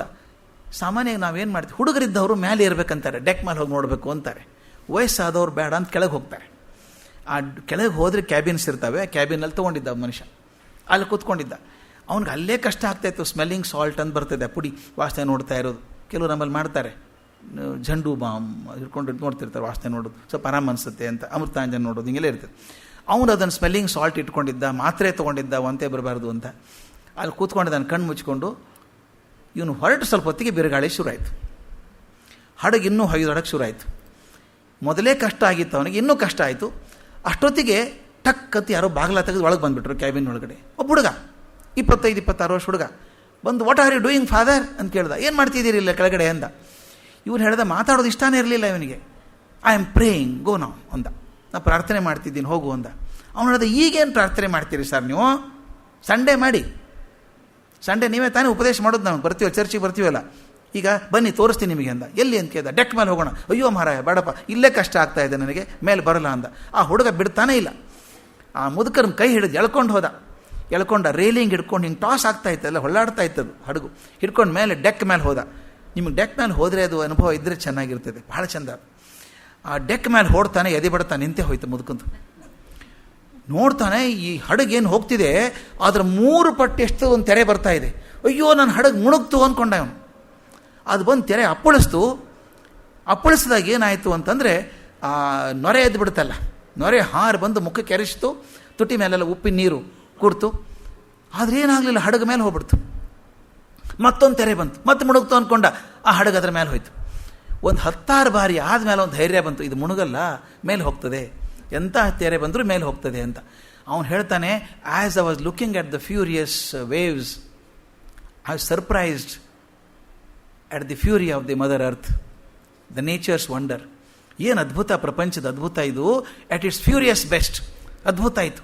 I was lost in amazement at the fury of nature ಅಂತ ಹೇಳ್ತಾನೆ. ಆ ಸಮುದ್ರದ ಅದ್ಭುತ ನೋಡಿ ಬೆರಗಾಗ್ಬಿಟ್ಟಿದ್ದೆ ನಾನು, ಮೈ ಮರೆತು ಬಿಟ್ಟೆ. ಸ್ವಲ್ಪ ಹೊತ್ತು ಆದ್ಮೇಲೆ ಅಂದ್ಕೊಂಡಂತೆ, ನನಗೆ ಹೆಂಗೆ ಗಾಬರಿ ಆಗಿದೆ, ಈ ಕ್ಯಾಪ್ಟನ್ಗೂ ಗಾಬರಿ ಆಗಿರ್ಬೇಕಲ್ಲ, ಹಡಗಿನ ಕ್ಯಾಪ್ಟನ್ಗೆ, ಅವನಿಗೆ ಗಾಬರಿ ಆಗಿರ್ಬೇಕಲ್ಲ. ಹುಡುಗನಿಗೆ ಕೇಳಿದ ಕ್ಯಾಪ್ಟನ್ ಎಲ್ಲಿರ್ತಾನೆ ಅಂತ. ನೋಡ್ತೀರಾ, ಕರ್ಕೊಂಡು ಹೋಗ್ತೀನಿ ಬನ್ನಿ ಅಂದ. ಕೈ ಹಿಡಿದು ಕರ್ಕೊಂಡು ಹೋದ ಡೆಕ್ ಮೇಲೆ. ನೋಡು, ಹೋದ ಸೆಂಟರ್ದಲ್ಲಿ ಒಂದು ದೊಡ್ಡ ಕ್ಯಾಬಿನ್ ಇದೆ, ಸಣ್ಣ ಕಿಟಕಿ ಇದೆ, ಗ್ಲಾಸಿನ ಕಿಟಕಿ, ಅದರಿಂದ ನೋಡ್ತಾ ಇದ್ದ. ನಾರ್ಮನ್ ವಿನ್ಸೆಂಟ್ ಪೀಲ್ ನೋಡಿದ ಸಣ್ಣ ಹುಡುಗ ಅವನು, ಕ್ಯಾಪ್ಟನ್ ಭಾಳ ವಯಸ್ಸಾದವನಲ್ಲ, 35-36 ಹುಡುಗ, ಸಿಳ್ಳೆ ಹಾಕ್ಕೊಂಡು ಆರಾಮಾಗಿ ಹಾಡು ಕೇಳ್ಕೊಂಡು ಓಡಿಸ್ತಾ ಇದ್ದಾನೆ. ಅವನು ಹೇಳ್ತಾನೆ, ಹೆದರಿಕೆನೇ ಇಲ್ಲಲ್ಲ ಪ್ರಾಣಿಗೆ ಅಂದ. ಇಷ್ಟೊಂದು ಜನ, ದೊಡ್ಡ ಹಡಗು, ದೊಡ್ಡ ದೊಡ್ಡ ತೆರೆ ಬರ್ತಾ ಇದೆ, ಮುಣುಕ್ತಂತ ಹೆದರಿಕೆ ಇಲ್ಲ ಇವನಿಗೆ. ಅವನು ಹೇಳ್ತಾನೆ, now I was lost in amazement at the confidence of a puny character called human being. ಮೊದಲನೇ ಸಲ ನಿಸರ್ಗದ ರುದ್ರ ನರ್ತನ ನೋಡಿ ನನಗೆ ಆಶ್ಚರ್ಯ ಆಗಿತ್ತು. ಈಗ ಪುಟ್ಟ ಮನುಷ್ಯ, ಅವನ ಕಾನ್ಫಿಡೆನ್ಸ್ ನೋಡಿ ಎಷ್ಟಿದೆ, ಅವನ ಆತ್ಮವಿಶ್ವಾಸ ಎಷ್ಟಿದೆ ಅಂದರೆ, ಅವನು ಹೇಳ್ತಾನೆ, I was lost in amazement at the confidence of a puny character called the human being. ಇದೆಲ್ಲ ಆದಮೇಲೆ ಹೇಳ್ತಾನೆ, when I was lost in amazement at nature's fury and the confidence of the human being, I realised I had forgotten my sea sickness. ಅವೆರಡನ್ನೂ ನೋಡೋ ಭರದಲ್ಲಿ ನನಗೆ ಸಮುದ್ರದ ಆ ಪ್ರಯಾಸ ಆಗೋದಿಲ್ಲ, ಸಂಕಟ ಆಗ್ತಿತ್ತಲ್ಲ, ಸಂಕಟನೇ ಮರೆತು ಹೋಗಿತ್ತು ನನಗೆ ಅಂತ ಅವನು ಹೇಳ್ತಾನೆ. ಯಾವಾಗ ನಿಮಗೆ ನಿಮ್ಮ ಶಕ್ತಿ ಅರ್ಥ ಆಗಬೇಕಾದ್ರೆ ನಿಮ್ಮ ಒಳಗೆ ಹೊರಗಡೆ ನೋಡಬೇಕು ಅಂತ. ಹೊರಗಡೆ ನೋಡಿದಾಗ ನೀವು ಏನಿದ್ದೀರಿ ಅಂತ ಗೊತ್ತಾಗ್ತದೆ. ಅವನು ಹೇಳ್ತಾನೆ, only when you see beyond yourself you understand what you can do ಅಂತ. ಇಲ್ಲಿ ಅದೇ ಬರೋದು, ಪ್ರಶ್ನೆ ಬರುವಂಥದ್ದು. ಪೂರ್ಣ ಮದಃ, ಅದು ದೊಡ್ಡದು ಒಪ್ಕೊಂಬಿಡೋಣ, ಇದು ಸಣ್ಣದು, ತೀರಾ ಸಣ್ಣದು ಅಂತ ಹೇಳಿದಾಗ ಇದು ಎರಡು ದೃಷ್ಟಿ, ಒಂದು ಭಗವಂತ, ಒಂದು ವ್ಯಕ್ತಿ. ಅದು ದೊಡ್ಡದು, ಇದು ಸಣ್ಣದು, ತುಲನೆ ಬಂತು. ಸಗುಣ ರೂಪ ಇದು, ಸಗುಣ ದೃಷ್ಟಿ ಇದು. ಇದು ನಿರ್ಗುಣ ದೃಷ್ಟಿ ಮಾಡೋದು ಹೇಗೆ? ಇದು ಬಂದದ್ದೆಲ್ಲಿಂದ ಅಂತ. ಇದು ಬಂದದ್ದೆಲ್ಲಿಂದ? ಈ ಸಣ್ಣ ಜೀವ ಇದೆಯಲ್ಲ, ಆ ಜೀವಾತ್ಮ, ಇದು ದೇಹ ಇದೆ, ಆಕಾರ ಇದೆ, ರೂಪ ಇದೆ, ಇದೆಲ್ಲ ಬಿಟ್ಬಿಡಿ, ಅದ್ರ ಗುಣಗಳನ್ನು ತೆಗೆದು ಹಾಕಿಬಿಡಿ, ಉಪಾಧಿಗಳನ್ನೆಲ್ಲ ಕಿತ್ತು ಹಾಕಿಬಿಡಿ. ಕಿತ್ತು ಹಾಕಿದ್ರೆ ಏನು ಉಳಿತದೆ? ದೇಹ ಇಲ್ಲ ಅಂದರೆ ಏನು ಉಳಿತದೆ? ಆತ್ಮ ಉಳಿತದೆ ಅಂತ ನಂಬಿಕೊಂಡಿದ್ದೀವಿ ನಾವು. ಆತ್ಮ ಅನಂತವಾದದ್ದು ಅಂತ ಒಪ್ಕೊಂಡಿದ್ದೀವಿ.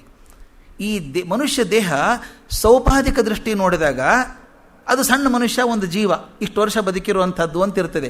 ಅದು ನಿರುಪಾಧಿಕ ದೃಷ್ಟಿಯಿಂದ ನೋಡಿದಾಗ, ನಿರ್ಗುಣ ದೃಷ್ಟಿಯಲ್ಲಿ ನೋಡಿದಾಗ, ಲಕ್ಷ್ಯ ದೃಷ್ಟಿಯಲ್ಲಿ ನೋಡಿದಾಗ ಏನಾಗುತ್ತೆ ಅಂದರೆ, ಇದು ದೇಹ ಅಲ್ಲ. ಇಷ್ಟೊಂದು ಜನ ಇದ್ದೀವಿ, ಇಷ್ಟೊಂದು ದೇಹಗಳಿದ್ದಾವೆ, ಆದರೆ ಪ್ರತಿಯೊಬ್ಬರ ಹೃದಯದಲ್ಲಿ ಒಂದು ಆತ್ಮ ಅಂತ ಒಂದಿದೆ. ಆತ್ಮ ಅನಂತವಾದದ್ದು. ನಾವು ಹೋದರೂ ಕೂಡ ಆತ್ಮ ಉಳ್ಕೊಳ್ಳುತ್ತದೆ. ಇದು ಅನಂತ ಅಲ್ವಾ? ಇದು ಪೂರ್ಣ ಅಲ್ವಾ? ಅದಕ್ಕೆ ಹೇಳ್ತಾರೆ, ಲಕ್ಷ್ಯ ದೃಷ್ಟಿಯಿಂದ ನೋಡಿದಾಗ ಪೂರ್ಣ ಮದಃ ಪೂರ್ಣಮಿದಂ, ಅದು ಪೂರ್ಣ, ಇದು ಪೂರ್ಣ. ಇದು ಬಹಳ ಚೆಂದ ಇರುವಂಥದ್ದು. ಹಾಗಾದರೆ ನಾಮರೂಪ ತೆಗೆದಾಗ ಆಗ್ತದಲ್ಲ, ಅದಕ್ಕೆ ಮಹಾವಾಕ್ಯ ಬಹಳ ಚೆಂದಾಗಿ ಹೇಳುವಂಥದ್ದು. ಇದು ಎರಡು ಅರ್ಥ ಆದರೆ 3ನೇ 4ನೇ ಸಾಲು. ಇದು ಬಂದದ್ದೆಲ್ಲಿಂದ? ಪೂರ್ಣದಿಂದ ಪೂರ್ಣ ಹುಟ್ಟಿತು ಅಂತ ಹೇಳ್ತೀವಿ. ಆದದ್ದೇ ಹಾಗಲ್ವಾ? ಈ ಮಣ್ಣಿನ ಮುದ್ದೆಯಿಂದ ಮಗು ತೊಗೊಂಡು ಪಡಿಯ ಚೆಲ್ಲಿ ಹಾಕ್ತು, ನವಿಲಾಯಿತು.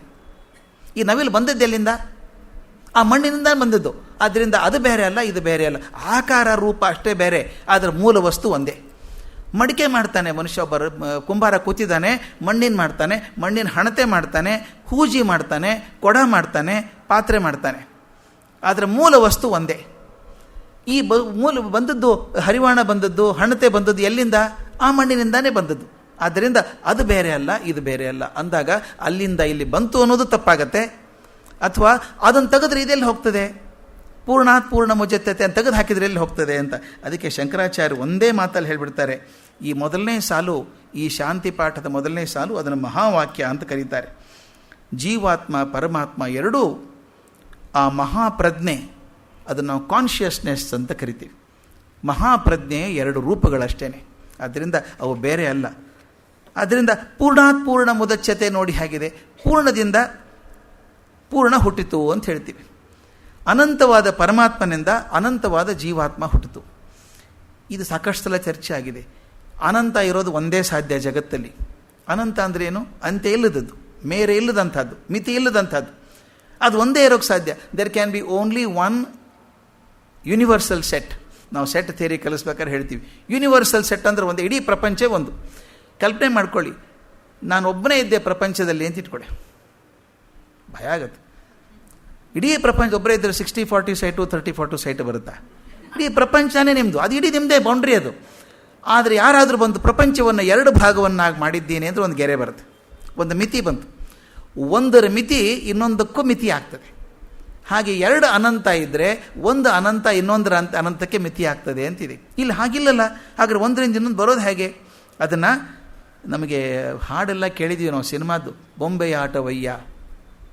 ಈ ಬ್ರಹ್ಮಾಂಡವೇ ಅದೆಂದು ಆ ದೇವನಾಡುವ ಬೊಂಬೆ ಆಟವಯ್ಯ. ಇದು ಸಗುಣ ರೂಪ. ದೇವರಿದ್ದಾನೆ, ಅವನ ಆರ್ಧ ಹಾಡ್ಕೊಂಡು ಹೋಗ್ತಾ ಇರ್ತಾನೆ. ಆ ಬ್ರಹ್ಮಾಂಡ ದೇವರನ್ನು ತೋರಿಸ್ತಾರೆ.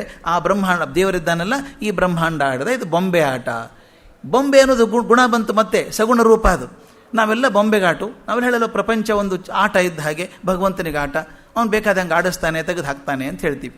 ಹಾಕಿದಾಗ ನಾವು ಬೇರೆ, ಅವನು ಬೇರೆ ಆಯಿತು.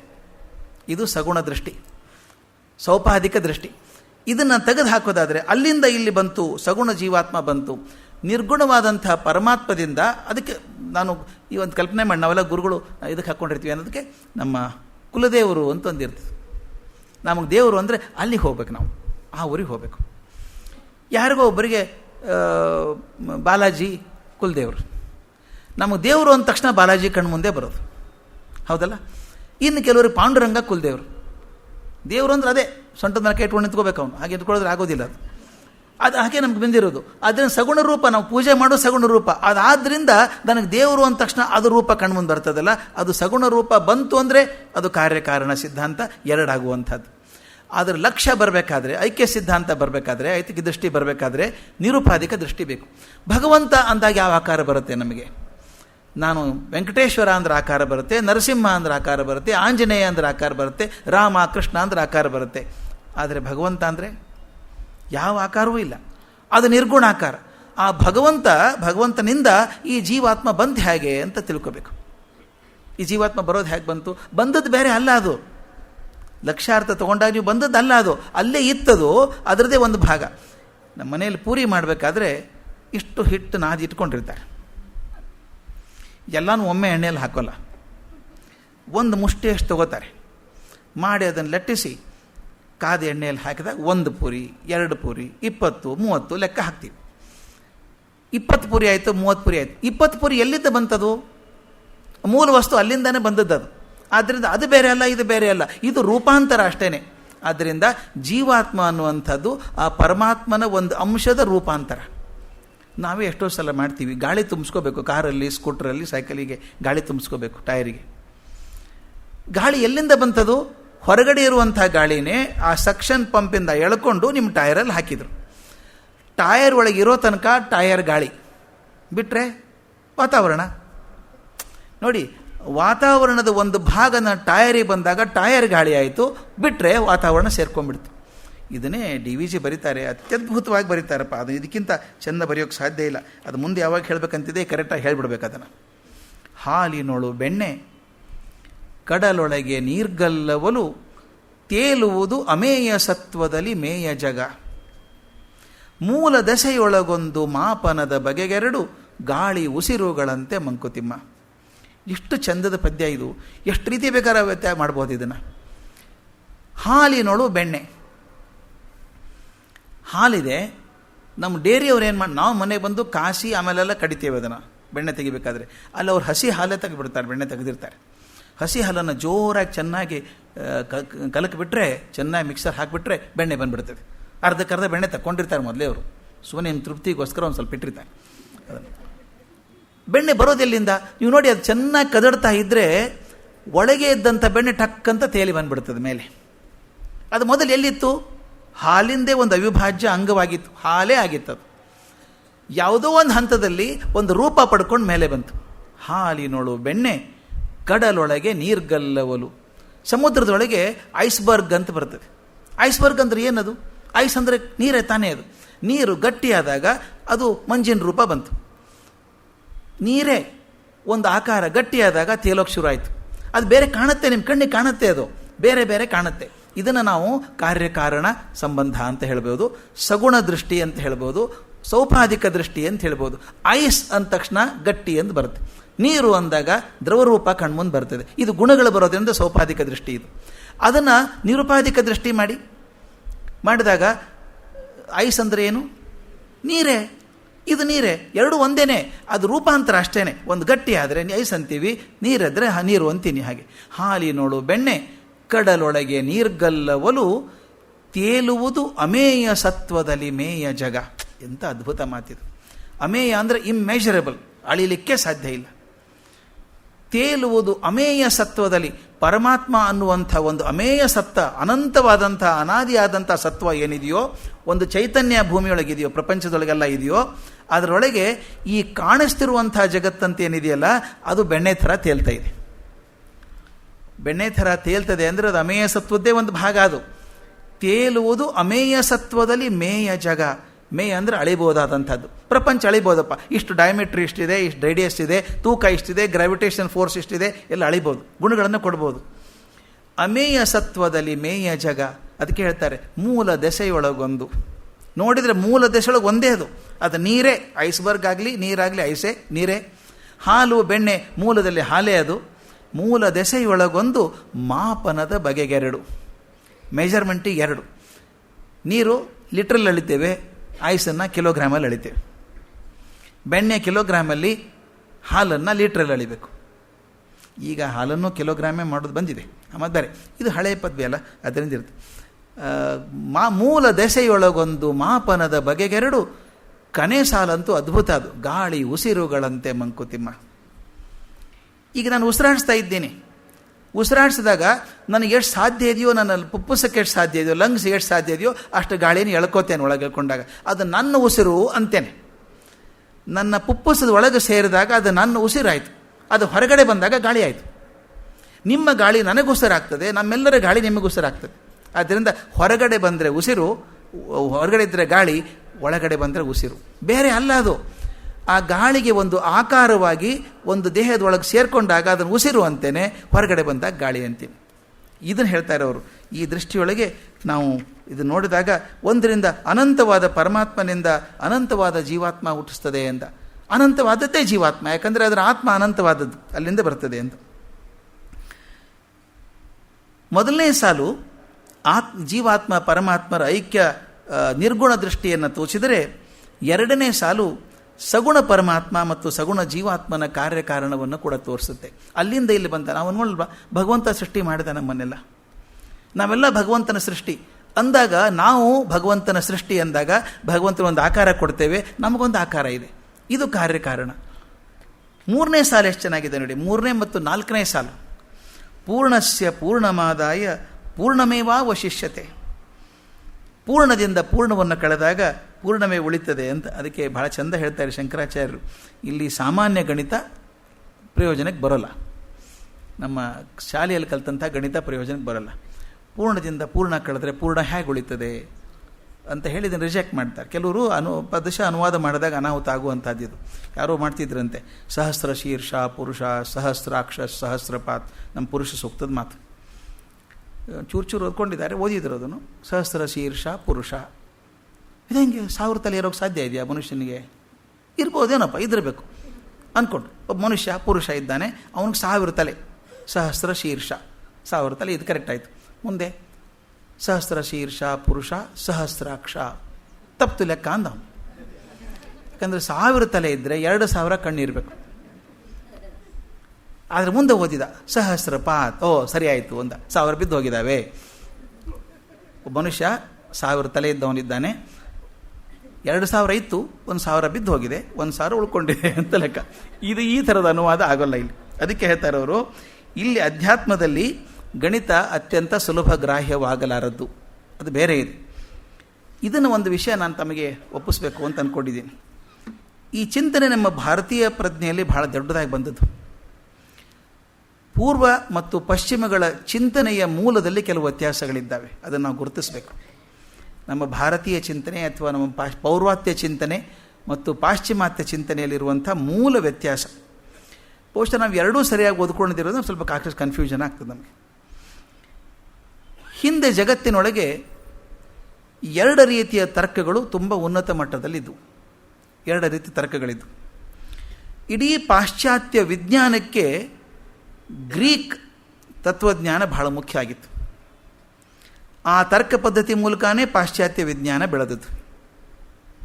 ಆದರೆ ಆಧ್ಯಾತ್ಮಿಕ ಬೆಳವಣಿಗೆಗೆ ಭಾರತೀಯ ತತ್ವಶಾಸ್ತ್ರ ಮಾತ್ರ ಜೀವ ಕೊಟ್ಟದ್ದು. ಸ್ವಲ್ಪ ವ್ಯತ್ಯಾಸ ಗಮನಿಸೋಣ, ಅವರಿಗೆ ನಮಗೆ ವ್ಯತ್ಯಾಸ ಏನಿದೆ ಅಂತ. ಗ್ರೀಕ್ ಪದ್ಧತಿಯಲ್ಲಿ ಯಾವುದೇ ಒಂದು ಸತ್ಯ ಶೋಧನೆಗೆ ಹೊರಟಾಗ ಅವರು ಹಂತಗಳನ್ನು ಮಾಡಿಟ್ಟಿದ್ದಾರೆ. ಇವತ್ತಿಗೂ ನಮ್ಮ ಪಾಶ್ಚಾತ್ಯ ವಿಜ್ಞಾನಕ್ಕೆ ಅದೇ ತಳಹದಿ ಆಗಿರುವಂಥದ್ದು. ಯಾವುದೋ ಒಂದು ಸಂಶೋಧನೆ ಮಾಡಬೇಕು, ಒಂದು ಗುರಿ ಇದೆ, ಆ ಗುರಿ ಇಟ್ಟುಕೊಂಡು ಸತ್ಯದ ಕಡೆಗೆ ಹೊರಟಾಗ ನಮ್ಮ ಉದ್ದೇಶ ಇರೋ ತೀರ್ಮಾನದ ಕಡೆಗೆ ಕೊನೆಗೆ ಏನಾಗ್ತದೆ, ಅಲ್ಟಿಮೇಟ್ಲಿ ಏನಾಗ್ತದೆ, ಕೊನೆಗೆ ಏನಾಗ್ತದೆ, ರಿಸಲ್ಟ್ ಏನು. ನಾವೆಲ್ಲ ಪ್ರಯೋಗ ಮಾಡ್ಬೇಕಾದ್ರೆ ಹಾಗೆ ತಾನೆ, what is the result, what is the conclusion. ನಾವು ಶುರು ಮಾಡೋದು ಸತ್ಯ ಶೋಧನೆ ಕಡೆಗೆ ಹೊರಟಾಗ ನಮ್ಮ ಗುರಿ ಇರೋದು ತೀರ್ಮಾನದ ಕಡೆಗೆ ಗುರಿ ಇರುವಂಥದ್ದು. ಈ ಮೊದಲು ಹಂತ ಬರ್ತದೆ. ಮೊದಲನೇದು ಸಂಭವನೀಯ ತೀರ್ಮಾನ ಅಂತ, ಊಹೆ, ಹೈಪಾಥೆಸಿಸ್ ಅಂತ ಕರೀತಾರೆ ಅದನ್ನು ಗ್ರೀಕ್ ಭಾಷೆಯಲ್ಲಿ. ಹೈಪಾಥೆಸಿಸ್ ಅಂದರೆ ಏನು, ಹಿಂಗಿರಬಹುದು ಅಂತ ಊಹೆ ಮಾಡ್ತೀವಿ. ಈಗ ಹಿಂಗಾಗಬೇಕಾದ್ರೆ ಹಿಂಗಿರಬೇಕಲ್ಲ, ಇದು ಮನೆ ಮುಂದೆ ನಾ ಬೆಳಗ್ಗೆ ಎದ್ದಾಗ ಪೇಪರ್ ಬಿದ್ದಿರುತ್ತೆ ಅಂದರೆ ಯಾರೋ ಹಾಕಿರ್ಬೇಕಲ್ಲ, ಹಾಕಿದ್ರೆ ತಾನೇ ಪೇಪರ್ ಬೀಳೋದು. ಮನೆ ಮುಂದೆ ಹಾಲಿನ ಪ್ಯಾಕೆಟ್ ಇರ್ತದೆ, ಅದು ಯಾರೋ ಇಟ್ಟು ಹೋಗಿದ್ದಾರೆ ಅಂತ, ಯಾವನು ಇಟ್ಟಿದ್ದಾನೆ ಮುಖ ನೋಡಿಲ್ಲ ಅವ್ನು, ನಾನು ಆದ್ರೆ ಇಟ್ಟು ಹೋಗಿದ್ದಾರೆ ಯಾರೊಬ್ರು. ಹೀಗೆ ಊಹೆ ಮಾಡ್ಕೊಳ್ಳೋದು, ಇದನ್ನು ಹೈಪಾಥೆಸಿಸ್ ಅಂತ ಕರೀತಾರೆ. ಮೊದಲು ತೀರ್ಮಾನದ ಕಡೆಗೆ ಹೋಗುವ ಸಂಭವನೀಯ ತೀರ್ಮಾನ ಅಂತ ಹೇಳಿ ಹೈಪಾಥೆಸಿಸ್ ಅಂತಾರೆ. ಅದಾದ ನಂತರ ಆಲೋಚನೆ ಶುರು ಆಗ್ತದೆ, ಅದನ್ನು ರಿಸರ್ಚ್, ಸಂಶೋಧನೆ ಅಂತ ಕರಿಬೇಕು. 104 ಊಹೆಗಳಿದ್ದಾವೆ. ಇದು ಹೀಗಾಗೋಕ್ಕೆ ಸಾಧ್ಯ ಇದೆಯಾ, ಹೀಗಾಗೋಕ್ಕೆ ಸಾಧ್ಯ ಇದೆಯಾ. ಪ್ರಧಾನಮಂತ್ರಿಗಳ ಹತ್ಯೆ ಆಯಿತು ಭಾರತದಲ್ಲಿ. ತಕ್ಷಣ ಯಾರು ಮಾಡಿದರು, ಸುತ್ತಲ ಯಾರಿದ್ರು ನೋಡಿ, ಅವ್ರ ಸುತ್ತಲ ಯಾರಿದ್ರು, ಹುಡ್ಕೋಕೆ ಶುರು ಆಯಿತು, ಊಹೆ ಶುರು ಆಯಿತು. ಅವ್ರು ಆಗಲಾರ್ದವ್ರು ಯಾರಾದರೂ ಇದ್ರ, ಹಾಗಾದ್ರೆ ಕೆಲಸ ಮಾಡಿ, ಎಲ್ಲ ಚೆಕ್ ಮಾಡಿ, ಕ್ಯಾಮ್ರಾ ಚೆಕ್ ಮಾಡಿ ಯಾರ್ಯಾರಿದ್ದಾರೆ. ಕಲ್ಪನೆ ಮಾಡ್ತೀನಿ ಹೇಗೆ ಡೈರೆಕ್ಷನ್ ಹೋಗ್ತದೆ ನಮ್ಮದು ಪಾಶ್ಚಿಮಾತ್ಯ ವಿಜ್ಞಾನದ್ದು, ನಮ್ಮ ಸಂಶೋಧನೆಯದು ಅಂದರೆ. ಆಗ ನೋಡಿದಾಗ ಅನ್ನಿಸ್ತು, ಮುಂದೆ ಇಬ್ಬರು ಕೂತಿದ್ದಾರೆ ಸಾಲಲ್ಲಿ, ಮುಂದಿನ ಸಾಲಲ್ಲಿ, ಇವರು LTT ಅವರು ಇಲ್ಲಿ ಯಾಕೆ ಬಂದರು, ಹಾಗಾದರೆ ಇವರಿಗೊಂದು ಥ್ರೆಟ್ ಇತ್ತು, ಆಗ ಹುಡುಕ್ರಿ ಅದನ್ನು ಅಂತ ಶುರು ಆಯಿತು. ಯಾವುದೋ ಒಂದು ಕ್ಯಾಮ್ರಾ ಸಿಕ್ತು, ಒಂದೊಂದು ಕುರಿ ಸಿಕ್ಕೋದು ಹೋಗ್ತದೆ. ಈ ಸಂಶೋಧನೆ ತೀರ್ಮಾನದ ಕಡೆಗೆ ಹೋಗ್ಬೇಕದು, ಯಾರು ಕಂಡು ಹಿಡಿದ್ರು, ಯಾರು ಹೊಡೆದ್ರು ಅಂತ ಹಿಡಿಬೇಕು. ಆ ತೀರ್ಮಾನದ ಕಡೆಗೆ ಮನಸ್ಸಿಟ್ಟಾಗ ಮೊದಲು ಇವ್ರು ಇರ್ಬೋದಾ. ತಾವು ದಯವಿಟ್ಟು ಗಮನಿಸಿ, 21 ಮೇ ರಾಜೀವ್ ಗಾಂಧಿಯವ್ರ ಹತ್ಯೆ ಆದಮೇಲೆ ಮರುದಿನ ಪೇಪರಲ್ಲಿ ಯಾರು ಮಾಡಿದರು ಅಂತ ಯಾರಿಗೂ ಗೊತ್ತಿಲ್ಲ. ಯಾರೋ ಒಂದು ಘೋರ ಕೃತ್ಯ ಆಯಿತು, ಹೀಗಾಯಿತು ಅಂತ ಬರೆದದ್ದು ಯಾರಿಗೂ ಗೊತ್ತಿಲ್ಲ. 15 ದಿವಸ ಸುದ್ದಿ ಬರೋಕ್ಕೆ ಶುರು ಆಯಿತು, ಅವರಿದ್ದರು ಇವರಿದ್ದರು, ಇದ್ರ ಡಿಸ್ಕಷನ್ ಅಲ್ಲಾಗಿತ್ತಂತೆ ಶ್ರೀಲಂಕಾದಲ್ಲಿ. ಅಂದರೆ ಊಹಾಪೋಹಗಳು ಶುರು ಆಯಿತು. ಆ ಊಹಾಪೋಹದ ಹಾದಿ ಹಿಡಿದು ಅವ್ರೇನು ಮಾಡ್ತಾರೆ, ಫೊರೆನ್ಸಿಕ್ ಸೈಂಟಿಸ್ಟ್ ಹುಡ್ಕೊಂಡು ಹೋಗ್ತಾರೆ. ಯಾವ ಊಹೆ ಸರಿ, ಯಾವುದು ಗಟ್ಟಿ ಅಲ್ಲ, ಹುಡ್ಕೊಂಡು ಹೋದಾಗ ರಿಸರ್ಚ್ ಆಗ್ತದೆ ನಡುವೆ. ಆ ರಿಸರ್ಚ್ ಮುಂದೆ ಹೋದ ಮೇಲೆ ವಿಚಾರಣೆ ಶುರು ಆಗ್ತದೆ, ಅನಾಲಿಸಿಸ್ ಶುರು ಆಗ್ತದೆ. 10 ಚಿಂತನೆ ಇದ್ದಾವಲ್ಲ, ಇದು ಅನಲೈಸ್ ಮಾಡಿ ಯಾವುದು ಸರಿ ಅಂತ. ಕೊನೆಗೆ ಇದಾದರೆ ಇದು ಹೀಗೆ, ಸಿಕ್ಕರು ನೋಡಿ ಇವರೇ ಅಂದಾಗ ಪೂರ್ತಿ ಕಥೆ ಬರುತ್ತೆ. ಇವರು ಅವತ್ತೇನು ಮಾಡಿದರು, 2ನೇ ದಿವಸ ಏನು ಮಾಡಿದರು, 3ನೇ ದಿವಸ ಏನು ಮಾಡಿದರು. ಈ ಪೂರ್ತಿ ತೀರ್ಮಾನದ ಹಿಂದೆ ಇರಬೇಕಾದದ್ದು ಹೈಪಾಥೆಸಿಸ್, ಆಮೇಲೆ ರಿಸರ್ಚ್, ಆಮೇಲೆ ಅನಾಲಿಸಿಸ್ ಆ್ಯಂಡ್ ಫೈನಲಿ ಕನ್ಕ್ಲೂಷನ್ ಅಥವಾ ರಿಸರ್ಚ್, ತೀರ್ಮಾನ ಅಂತ ಹೇಳ್ತೀವಿ. ಆದರೆ ಭಾರತೀಯ ಪದ್ಧತಿ ಇದಕ್ಕೆ ಸಂಪೂರ್ಣ ವಿರುದ್ಧವಾಗಿದ್ದದ್ದು. ಅನುಭವದಿಂದ, ಶಾಸ್ತ್ರಗಳಿಂದ ಪಡೆದದ್ದು ಈಗಾಗಲೇ ಇರುವಂಥದ್ದು ಅಂತ ತೀರ್ಮಾನ ಮಾಡಿಬಿಟ್ಟಿದ್ದೀವಿ ನಾವು. ನಮ್ಮಲ್ಲಿ ತೀರ್ಮಾನ ಮೊದಲು, ಇದು ಹೀಗೆ ಅಂತ ತೀರ್ಮಾನ ಮಾಡ್ತೀವಿ. ಮಾಡಿ ರಿಸರ್ಚ್ ಮಾಡೋಂಗಿಲ್ಲ ಅಂತಲ್ಲ, ಸಂಶೋಧನೆ ತುಂಬ ಆಗತ್ತೆ. ಆದರೆ ಸಂಶೋಧನೆ ಮಾಡುವ ಉದ್ದೇಶ ಅಂದರೆ ಅದನ್ನು ನಮ್ಮ ಅನುಭವಗಳಿಗೆ ಪಕ್ಕ ಮಾಡುವಂಥದ್ದು. ಹೌದಲ್ಲ, ಅವತ್ತು ಹೇಳಿದ ಕರೆಕ್ಟ್ ಅಲ್ವಾ ಇದು, ಹೌದು, ನಮ್ಗೆ ಗೊತ್ತಿರಲಿಲ್ಲ ನೋಡಿ, ಅವ್ರು ಸುಮ್ಮನೆ ನಂಬ್ಕೊಂಡಿದ್ವಿ ನಾವು, ಈಗ ಗೊತ್ತಾಯ್ತು ಏನರ್ಥ ಅಂತ ತಿಳ್ಕೊಂಡು. ಎಷ್ಟೋ ಜನ ಹೇಳ್ತಾರೆ, ನಾನು ನೆನಪಿದೆ VKR ರಾವ್ ಅವ್ರ ಜೊತೆ ಒಂದ್ಸಲ ನಾನು ಪ್ರವಾಸ ಮಾಡ್ತಿರ್ಬೇಕಾದ್ರೆ ಈ ಕೆಲವು ಪದ್ಧತಿಗಳಲ್ಲಿ ಪರಿಶಂಚಾಮಿ ಅಂತ ಮಾಡ್ತಾರೆ. ಊಟಕ್ಕೆ ಕೊಡುವಾಗ ತಟ್ಟೆ ಹಾಕಿದಾಗ ಸುತ್ತಲೂ ನೀರು ಹಾಕ್ತಾರೆ, ನೀರು ಹಾಕಿ 2 ತುತ್ತನ್ನು ಇಡ್ತಾರೆ.